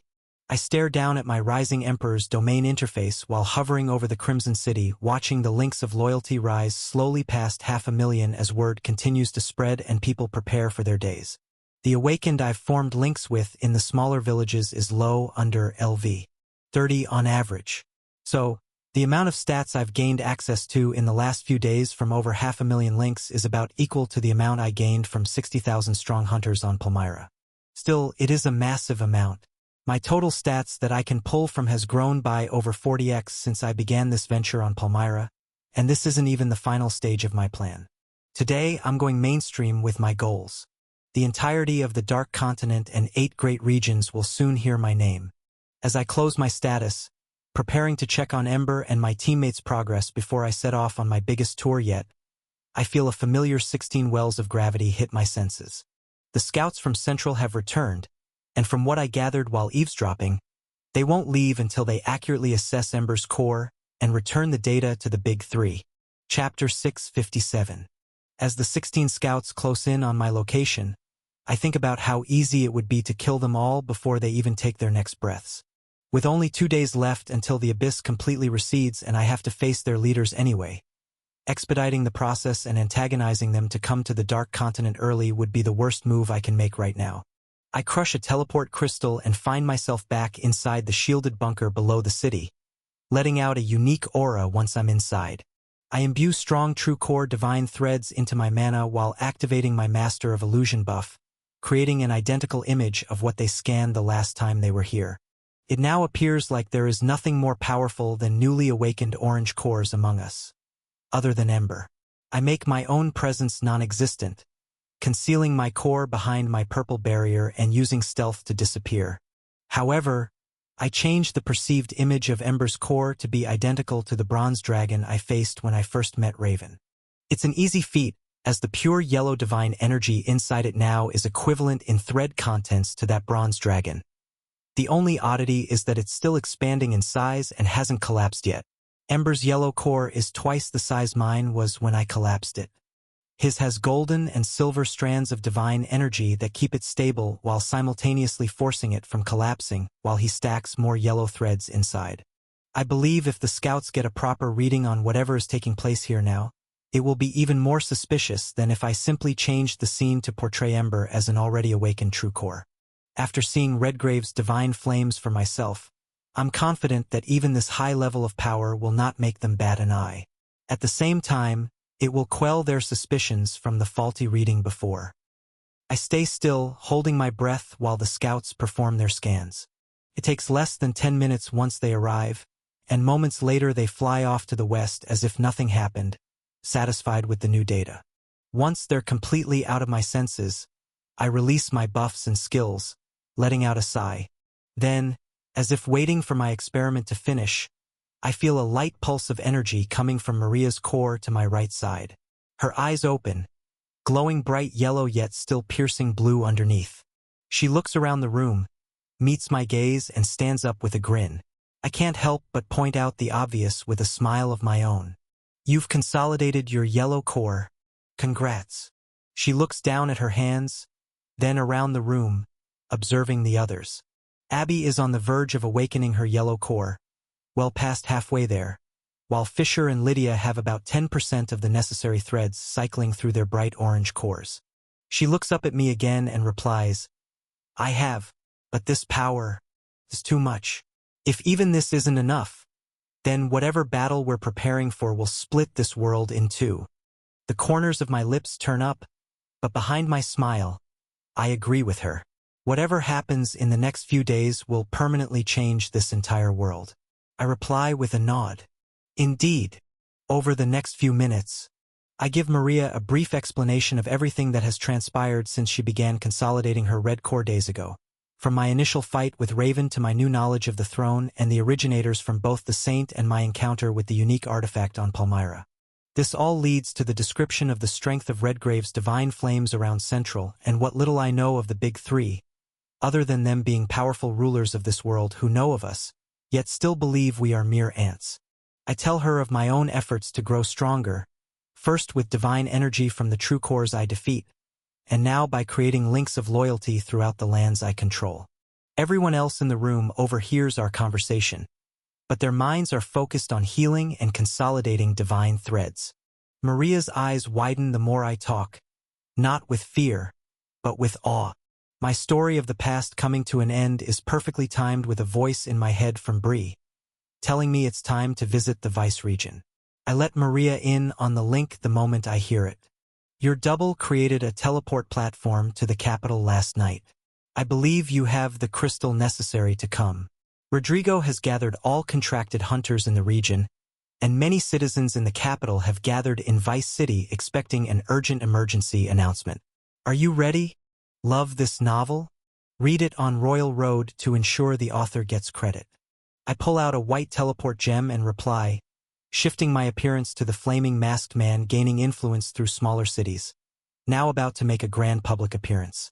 Maria grabs onto my arm, and reflexively, my purple barrier morphs around her to contain her yellow aura. She speaks up, "I'm coming too. I want to watch. There isn't much energy left here. The others only have so much to consolidate their yellows, and Ember needs enough excess to establish his true core. It would be best for me to get used to my new power in the outside world with the time we have left." I crush my teleport crystal, sharing my conceal skill with Maria. Many Crimson Army members, merchants, and extra help to control the crowds now and inform those who have questions once my speech here today is done. They have been handpicked by Bree, and a small group of Crimson Army elites along with Bree and Rodrigo wait for me in Vice City Association's headquarters, now taken over from the inside by loyal followers. When the flash of white light within the top floor's penthouse suite that was once the regional director's subsides, two figures emerge. One is a familiar face, myself as the Flame Emperor. However, the second wears a glowing bright blue mask that appears to freeze the air around it. The illusion of ice freezing even the ground she walks on frightens those who look too long, and her flowing blue and white dress complements my red and black flaming suit perfectly. We walk forward toward the full glass window overlooking all of Vice City as the sun rises, and I see hundreds of thousands of people standing in the streets below. Millions more surround the outer districts connected to the main city, but they're not in my direct line of sight. Bree's voice echoes behind me. "The stage is yours." I raise a hand, using mana manipulation, earth magic, and telekinesis to pull off the window pane before me. As it falls into my item storage, I walk to the edge of the building with Maria by my side. She lets go of my hand while I take a step and float upward. "Good luck, Jay." In the same moment, I activate my Master of Illusion buff, Screech, and release an aura of intimidation that ripples through the entire city. My presence today is hundreds of times larger than it was above Palmyra, and it does its job perfectly. Before I even say a word, it feels as if the entire region has gone silent, and all eyes are on me. "Good morning, citizens of the Vice region. You may call me the Flame Emperor. Your regional director has stepped down, and as I now rule the Dark Continent and the 8 great regions, it's safe to say, I am your leader." I send a small ping of telepathy to Maria, and she jumps from the penthouse floor to float beside me in the air. I update the massive illusion in the sky to show her next to me before speaking again. "A second great war is coming, and I need your support to save this world." I let my aura grow stronger, shaking the entire city, keeping meticulous track of the hunters I'm pressuring to ensure none pass out, but understand I'm serious and unfathomably strong. Simultaneously, I fill the sky behind the image of Maria and myself with images of strong beings. First, I show images of all my teammates, including Fisher, Lydia, Abby, Ember, Ari, and Luna, each wearing masks that mirror their magic abilities. Among them, I place Rodrigo's face and other popular B-class hunters in the Vice region, strategically chosen by Bree, who are local stars in the news to build trust with the public. Behind them, I mentally map the figures of everyone in the Crimson Army, and behind them, everyone residing in the Crimson City. Bree sends many messages through a transmission tablet, notifying hunters below to release pure mana throughout the streets, increasing the density in the air to give everyone a rush. Simultaneously, item boxes filled with magic gear and gifts rain down on the streets. I speak again, raising my aura's pressure further. Just like 50 years ago, there will be another struggle for power on this world, as dungeons, magic, and power divide us all. I will not lie like your past leaders and pretend to tell you the full story, but there are powers far greater than the monsters you fight in dungeons. I am one of those powers, and wish to be a symbol of hope and absolute strength for those of you that will not be on the front lines in the coming days. I let my aura out even more, making it clear that my power is beyond anyone's comprehension here before I speak again. I'm sure many of you have heard the rumors from surrounding towns. Others may have visited my growing empire in the Dark Continent. There are many knowledgeable hunters here that will answer all your questions once I leave. For now, know that our walls have been broken, and we are a single nation, only strong if we are one. Swear your loyalty to me, and I vow that not a single innocent citizen throughout the Crimson Empire will be killed in this Second Great War. More pure mana fills the air, and I feel links of loyalty beginning to form. I make my massive illusion fill the sky, projecting the image of every link of loyalty I've created so far, showing over 500,000 individuals above. With each new link that forms, a new face appears in the sky before the Crimson Army. I align the illusions with the locations of new links, so those in the crowd can see when their fellow hunters, merchants, and citizens form bonds. Fight beside me if you wish. Take advantage of our powerful hunters to train, meet our influential craftsmen for unique items, and even gain new skills. Swearing your loyalty to me today will change history. For those who form links, I share temporary skills on their status screens, all at the mythic rank, while easing my immense, domineering aura, allowing the crowd to think more clearly. While I haven't shared enough information for the average citizen to fully understand what is going on, there is enough mob mentality in place with pure mana to soothe the senses, and the depiction of a fiery god in the sky to sway enough minds to get the ball rolling. As I go silent, the streets erupt with noise, with hundreds of thousands looking up at me from the city below, and over 1 million able to see my illusion and hear my words throughout Vice City and its surrounding districts. Someone quickly realizes they have a new skill and word spreads fast. Status screens open all around the capital, and the number of loyalty links grows faster and faster. Cheers and roars of excitement fill the streets, and to top it all off, I temporarily share a portion of my mana control with every newly joined link to amplify their reactions and spread my influence faster while the initial hype is still effective. Floating beside Maria in the sky, I watch as the links of loyalty in my Rising Emperor's domain skyrocket. Takes less than 2 minutes before my total links surpass 1 million. A notification rings in my ears as another perk unlocks. My eyes widen as I begin to read what the Rising Emperor's Dominance perk grants me while the links of loyalty continue to rise. Chapter 658. Congratulations! Rising Emperor's domain milestone reached. 1002098/1000000 links of loyalty created. New perk unlocked. Rising Emperor's Dominance. Info. All links of loyalty under the allegiance of the Rising Emperor will now be granted permanent daily use tiered buffs, and a custom interface with the Rising Emperor as its admin. Expand for more info. The caster may borrow 10% of all base stat points and mana control efficiency from party members under the allegiance of the Rising Emperor. In addition, 10% of the caster's base stat points and mana control may be temporarily distributed to any party members under the allegiance of the Rising Emperor. The caster may only borrow or share exclusively. Both actions cannot be performed simultaneously. Members affected by this perk are not required to be within range of the Rising Emperor's domain. This additional buff stacks with the Authority perk, Power Holder perk, and Ruler's Gaze perk if used simultaneously. The first thing my eyes lock onto is the fact that I've received another 10% stats and mana control to share and borrow.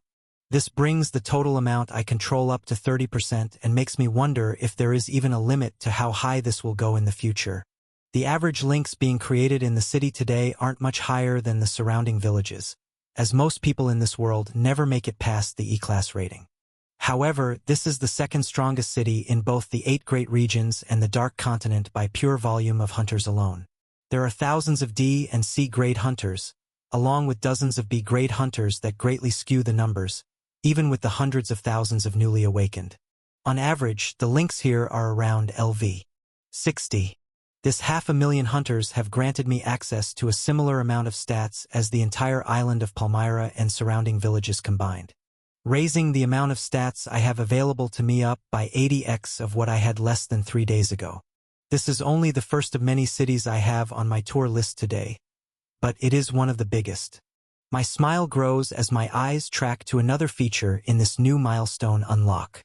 It is a description of the daily tiered buffs now available to all loyal hunters. Buff timer 1 hour. Cooldown 24 hours. Level 1 to 100. Plus 100 all base stats. Level 101 to 500. Plus 250 all base stats. Level 5011000. Plus 500 all base stats. Level 1001 to 10,000. Plus 1,000 all base stats. 1. Expand for more tiers. Asterisk this stat buff affects the user's base stats, allowing all percentage-based gear worn to significantly raise in efficiency for a limited time. These increased stats cannot be borrowed through the Rising Emperor's domain interface. Only the user's original base stats are available. Considering my absorption skill is the only skill I have that allows me to permanently upgrade my base stats by stealing from strong opponents, this is an enormous buff for the average hunter. Most gain 1.5 to 2.5 stat points per level up, making this boost in base stats near 50% for most tiers. That's the equivalent of giving every single link of loyalty a greater demon's core that directly affects base stats that they can use for an hour a day. My attention shifts to the custom interface feature next, and I'm equally shocked by the 5 empty skill slots available for each and every link within my interface. I can select all, or edit them individually, and I'm able to add 5 skills to share with each and every link of loyalty, but above these 5 slots, there is a single grayed out slot where the active skill can be moved up into. This tail has been unlawfully obtained from Royal Road. If you discover it on Amazon, kindly report it. Quickly, I add swordsmanship, body hardening, extreme strength, extreme speed, and self-regeneration, all at the mythic grade level, into these slots. Now, without me actively granting individual skills, they can select one of these 5 at any time to add to their status without directly communicating with me. While there are surely better options suited for individual members, on a broad scale for millions to instantly have available to them, simple is better. By the time I look back up from my interface at the active crowd down below, my links of loyalty have already hit 1042, 877. They're still rising extremely quickly, and after this region-wide notification and availability of a new permanent time buff for people to activate, and the option to add a temporary skill at the mythic grade level, excitement only roars more.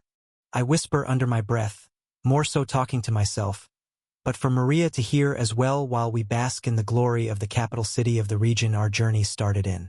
This was far more successful than I thought it'd be. Jumping from a few thousand links up to over 1 million in a short few days has definitely given us some more options, but I'm not convinced it's enough yet.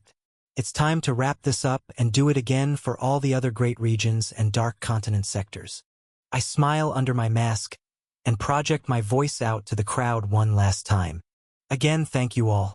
The time is near where I shall fight for your freedom in this new world. I hope my words, and the gifts of power I grant, are enough to earn your loyalty. Everything comes with a price. There will be times that you feel me borrowing your power, and other times where I grant additional power to you all. You are always free to sever the link, and to those that have not created one yet, all you must do is think of the face you see in the sky, and allow your body and mind to trust in the Flame Emperor. There is a final rush of pure mana expelled into the atmosphere, and in turn, another surge of tens of thousands of links being formed. I nod and take Maria's hand, and we both float back into the open window of the Vice Cities Association headquarters. Bree stands there to greet us, clapping, and her assistant holds up a containment case with more teleport crystals leading to the other cities scattered across this dual nation. Fabulous speech. Are you ready to do it all over again? As we touch down and walk over, I take a deep breath and take the crystal to crush it in my hand. Over the next 5 hours, we put on many more performances all throughout this side of the world. The next great speech takes place in the Apex region, bringing another 1287090 links of loyalty in less than an hour into my interface. Their average level distribution is slightly higher than the Vice region, around LV 83, as the bulk of contracted hunters here are C and B class elites, skewing the data. The Viridian region, now run by Nat, the new regional director, adds 828,324 more links, coming in third, but the average here is lower, but not weak, coming in at LV 56. slightly below the Vice region. My visit to the Bedrock region is one of the most exciting events, as Regional Director Malak sent out transmissions all over the region to many of the mining towns who stopped their work from all of the surrounding mountains and come to listen to my speech, netting another 735,260 links at an average of LV 48. The Silka and Raya regions congregate together with Dane's help, bringing in 404,889 links at an average LV 39. The Talton and Phantom regions are not populated enough for my time and effort for a grand speech in their regions. Once I come back to the Dark Continent, Lith and Chester work together with the large businesses, and Rodrigo uses his old connects within the association to notify and get all of Solara's surrounding towns in Sector 4 to hear my speech, bringing in another 504,072 links at an average LV 61. Lastly, I visit Valor City and hold another performance above the mountain for those within the walls, but also for all of the many surrounding trade towns that are full of merchants, forming 233,199 more links at an average LV 28. Even the elite fighters don't skew the stats up enough from the massive amount of low levels that make their living from trade and not hunting. However, every little bit counts. In every city I leave, more and more loyal followers from the past speeches in Crimson City are brought along, handpicked by Bree to answer questions and control the crowds. The more tours I do, the more word spreads. Every new city I fly to, there are already more and more people linked to my domain even before the speeches begin. Word is being spread of the stat buff and availability of mythic grade skills through trade channels, local news, and personal transmission tablets. Widespread excitement floods through the nation that once held uncertainty of why the walls were being torn down. This, too, is paired with the undertones of fear, as this message is being shared with the common knowledge that another great war is near. Once I finish my final speech in Valor City, Bree deploys the last of her recruited workers, and I thank her, telling her to go rest back in the Crimson City. Your efforts have been immense. I couldn't have done this so smoothly and efficiently today without you. She heads back to Sector 2 in a flash of light, and this leaves Maria and myself alone in Sector 1 as the crowds begin to disperse and go on with the rest of their day. I check my Rising Emperor's domain interface to see my links surpass 500,000. However, even now, I feel more and more links forming all over the 8 great regions and Dark Continent as word of mouth spreads. I managed to give large-scale talks in the major cities, but this hardly reached more than 10% of everyone in this nation. It would be physically impossible to reach everyone and give the same grand display. However, I've made my mark in the epicenter of each region. This is clear as thousands of links continue to be created every minute all over this side of the globe. I turn to Maria and open my authority perk that I received once I hit 50,000 links just 2 days ago, then speak up while appointing her as the first general. Check your status. I've granted you a new power. I look around, then mentally map the dead zone of Sector 2 where I had my fight with Raven last week. Then speak again. I want you to take the full 1% of stats and mana control from every one of my links so we can go to a place far away from here and spar. This will be important data to see the difference in strength between divine energy and pure mana-based stats. It will be a good chance for you to get used to your new power as well. Maybe you'll be strong enough to face a true core even before you compress yours. Chapter 659. We fly away from Valor City, finding the nearest rogue dungeon, and I dungeon walk us to another rogue dungeon near the border of Sector 2 and Raven's territory. The massive crater in the desert, stretching hundreds of kilometers wide and deep, comes into view as we fly over. My aura is controlled behind my barrier, but Maria's radiates out around her for a few hundred meters even in her resting state as we continue to fly away from all civilization. Once we're far enough away, in the center of the crater, I speak up. This is far enough. Let's see what you can do. Maria nods, allowing her shared conceal skill to dissipate while pulling out her silver blood-bonded sword. As she activates her superior ice summoning and releases her aura by going into attack mode, she points her sword forward at me and replies, I'm testing my raw power first, to see what my natural strength has grown to. Then we can increase from there. I nod and put my hands up in a defensive stance. Good idea. Don't hold back. The instant these words leave my mouth, A pulse of cold yellow energy fills the air, and she ice walks forward faster than I've ever witnessed her move before. In response, I grin and raise a hand to block the incoming sword vibrating with dense yellow threads and royal blue soul energy. The air around her body bends, and I feel gravity become stronger as she comes near, but I'm able to defend against her strike with ease. I catch the sword without changing my expression, but the shockwave it produces sends ripples of energy off into the open desert, making an echoing, cracking noise in the silence. Maria expected this result and uses her free hand to power up a close-range attack while simultaneously activating her greater form. Her aura increases in intensity multiple times, while the yellow threads of divine light surging from her core tether with the royal blue ice goddess form that expands, sending a growing icy fist toward me. With ease again, I block this incoming strike with my other hand while releasing the growing greater form of her sword. Another echoing crack reverberates throughout the endless crater below, and our sparring match begins. I don't fight back, only blocking her blows at the last moment before impact so she can get used to this immense increase in power. At first, her attacks are rather slow, but with a power increase like this, I don't blame her cautious style. While she was able to farm in the labyrinth for a few hours with Abby as an orange core, those mana manifestations are nowhere near powerful enough for her to go all out. The last real battle Maria has been in was when the A-class hunters attacked the Crimson City, and even then, her opponent hardly put up a fight. She's grown hundreds of times stronger since then, and with every strike I block, I can feel her confidence growing and her endless base of power and battle instincts getting used to the divine threads tethering with her movements and soul energy. Dozens of exchanges, echoing and sending out blue and yellow waves of light, turn into hundreds. Down below in the dark crater, the floor becomes coated with ice as her larger-than-life greater form goes all out. Every few minutes, I release consolidated mana from the artificial mountains into the air, so she can continue to absorb it all to battle at full strength. My past battle with Raven stripped this air dry of natural mana. Doing so reminds me how rigid and unnatural my own movements were before facing the bronze dragon and her when I first awakened my true core. The jump from never fighting with divine energy to now going all out with a yellow core must feel the same. I had a full month to practice and get used to it in the divine construct, plus an intense battle with Raven to get used to my power at full throttle. So now that I am here with Maria in a similar situation, I want to give her the same opportunity to grow. I think you're warmed up enough. Get ready. I'm going on the offensive. Maria's greater form holds its blade with both hands now, preparing for whatever I have to throw at her.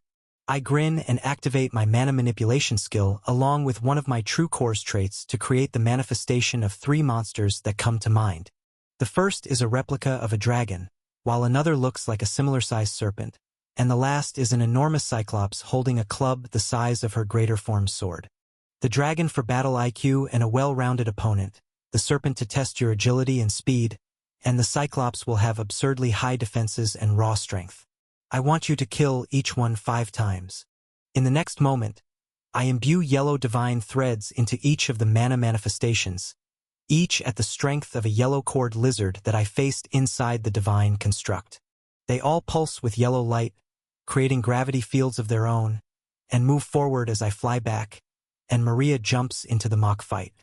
In less than a second, each of my manifestations is easily sliced through. I grin. That's one. Then, I increase the threads I imbue into each manifestation to double that of the strongest yellow-cored lizard I faced. Another 2 seconds pass, and the dragon's fake divine flames are easily deflected and sliced in 2, while the serpent attacking her from behind is shattered to pieces with the follow-through strike. The narrative has been stolen. If detected on Amazon, report the infringement. As Maria turns to block the incoming club of the massive Cyclops manifestation, finally, there is a moment of resistance when their weapons meet. An echoing clang ripples through the empty desert, but once Maria's concentration of divine threads from the other 2 previous attackers floods back into her sword, the club cracks and is overpowered by her as well. The Cyclops is frozen and shattered in a single strike. That's 2. I yell out while regenerating the manifestations and upping their thread count again by an even more exponential degree, Now similar to the core density of Angelica, the weakest member of the Order I managed to see for a few minutes in central headquarters. The aura in the air shifts as 3 wells of gravity far stronger than before make dents in reality around us. And I can feel Maria's mood shift as well. Her eyes focus on the serpent first, as it is the fastest and is coming straight her way. Another echoing crack ripples through the air as Maria's blade collides with the serpent's fangs. I watch her core pulse multiple times as they're locked in place in the air, digging deep to push out more and more blue soul energy, and her yellow thread squeezes it tighter and tighter to create a stronger reality-bending attack. The serpent is cut clean through as her greater form twists its body in the air to dodge the incoming flames of the dragon. Then, an ice step through the sky leads to their clash, strategically soaring further away from the Cyclops.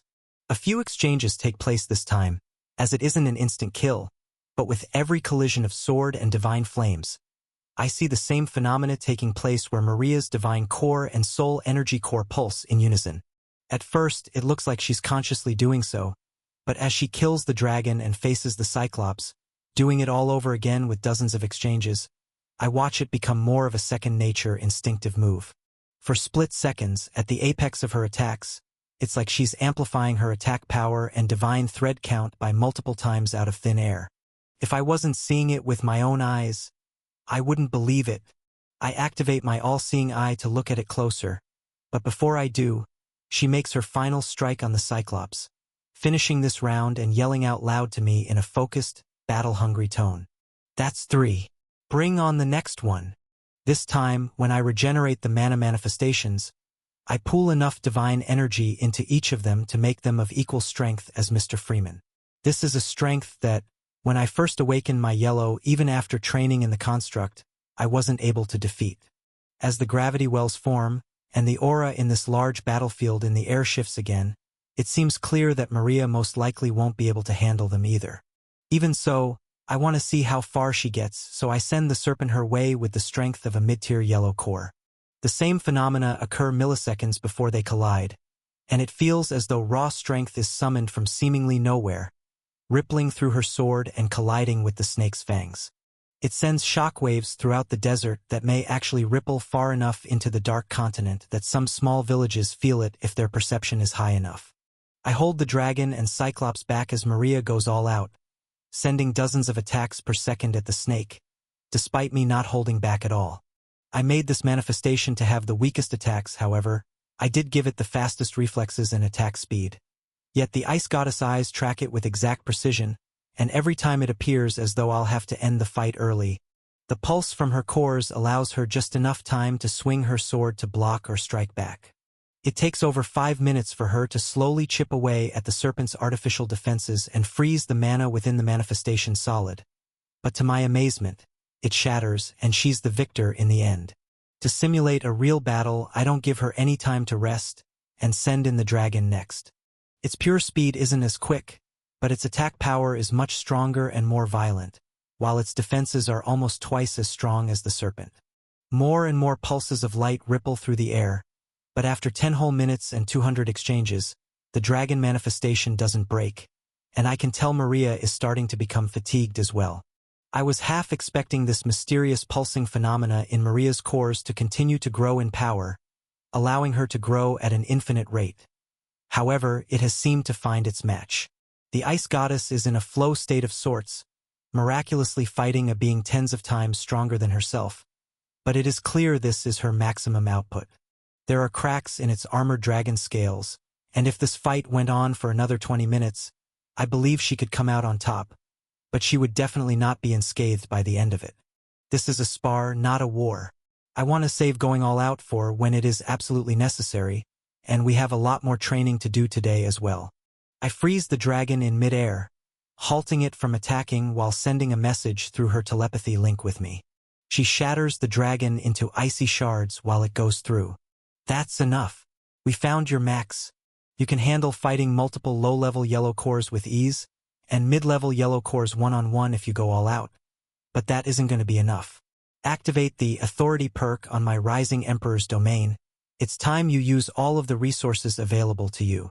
Maria looks straight at me in her ice goddess form, a little disappointed that she couldn't finish that battle naturally since I cut it short, but she understands that it was building up unnecessary fatigue when we're just testing her abilities.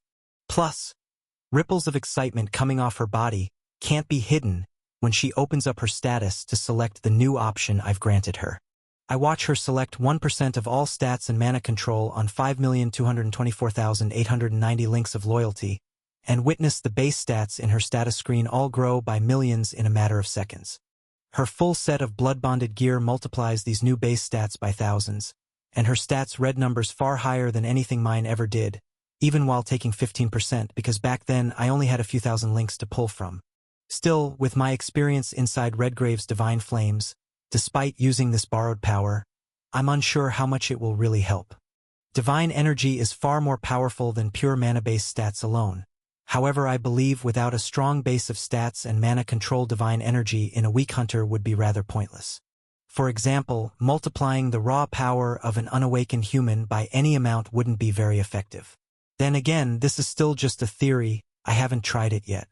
The only Divine Energy holders I've seen have high stats and mana or chi controls already.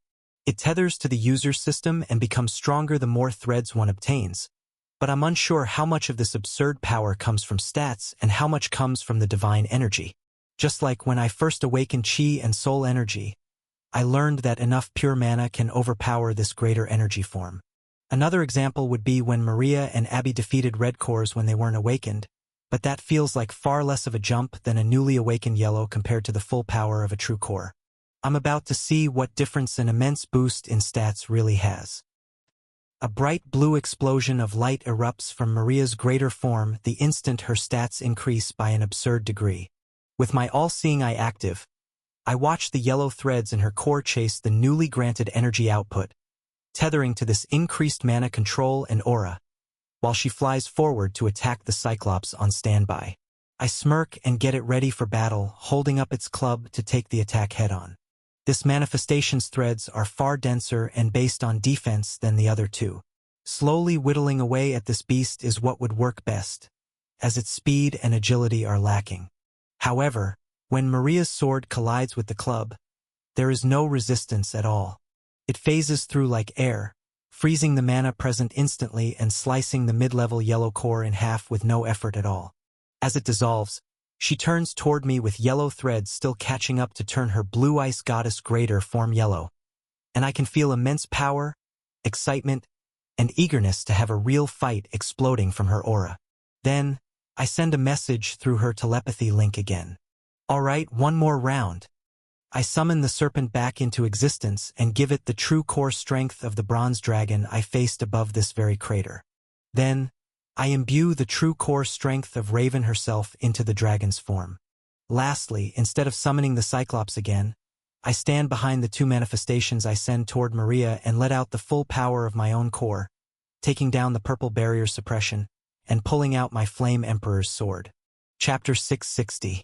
My aura makes the air for dozens of kilometers heavy, causing all the ice from Maria's previous attacks to shatter, melt, and boil into steam at the bottom of the crater. I'm still hovering at the same height above this desolate land as the last time I was here, but since then, I've absorbed a true core, 2 mid-level yellow cores, and roughly 3,000 additional raw yellow fragments. Also, I've leveled up, fully healed my body through hibernation, and increased my base energy control multiple times by siphoning raw mana into the labyrinth, as well as farming trillions of MCP from mobs on floors 80 to 106. To top it off, I recently filled and drained my soul energy core countless times to strengthen the Crimson Dome. The crater's floor shatters and deepens multiple kilometers under the sheer pressure of my aura's presence. As I lift my sword and command the manifestations in front of me to charge forward, my curiosity grows with every moment that passes. Despite the overwhelming pressure, Maria's movements remain steady, and her ice goddess blade collides with the serpent clone I created, its divine thread density equal to the bronze earth dragon I faced as my first true core opponent. When her sword clashes with the serpent's fangs, they are locked in place for a matter of seconds. An overwhelming wave of pure royal blue soul energy explodes from Maria's form, while the serpent bends gravity and tightens its threads to hold on, pushing back against the strike. Neither side is backing down.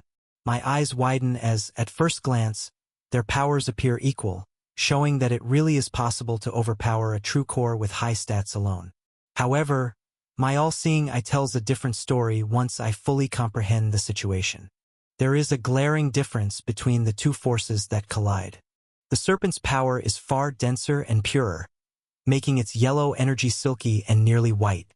The separation between the mana present in its form is almost indiscernible from the energy itself. Maria, on the other hand, is now far brighter blue than she was moments ago. A surging wave of mana control and raw power ripples out of her, but the yellow threads reinforcing her form remain just that, threads. The separation between mana and divine energy is clear. The two forces are working together to strengthen her attacks, but her soul energy is the dominant force behind them. Her soul energy core pulses, just like I saw in her previous battle, but it is far denser with pure mana than before. The yellow divine core pulses at the same time, but it is being overpowered by the mana in her ice goddess form. She becomes an even deeper blue, tearing through the serpent in a single strike.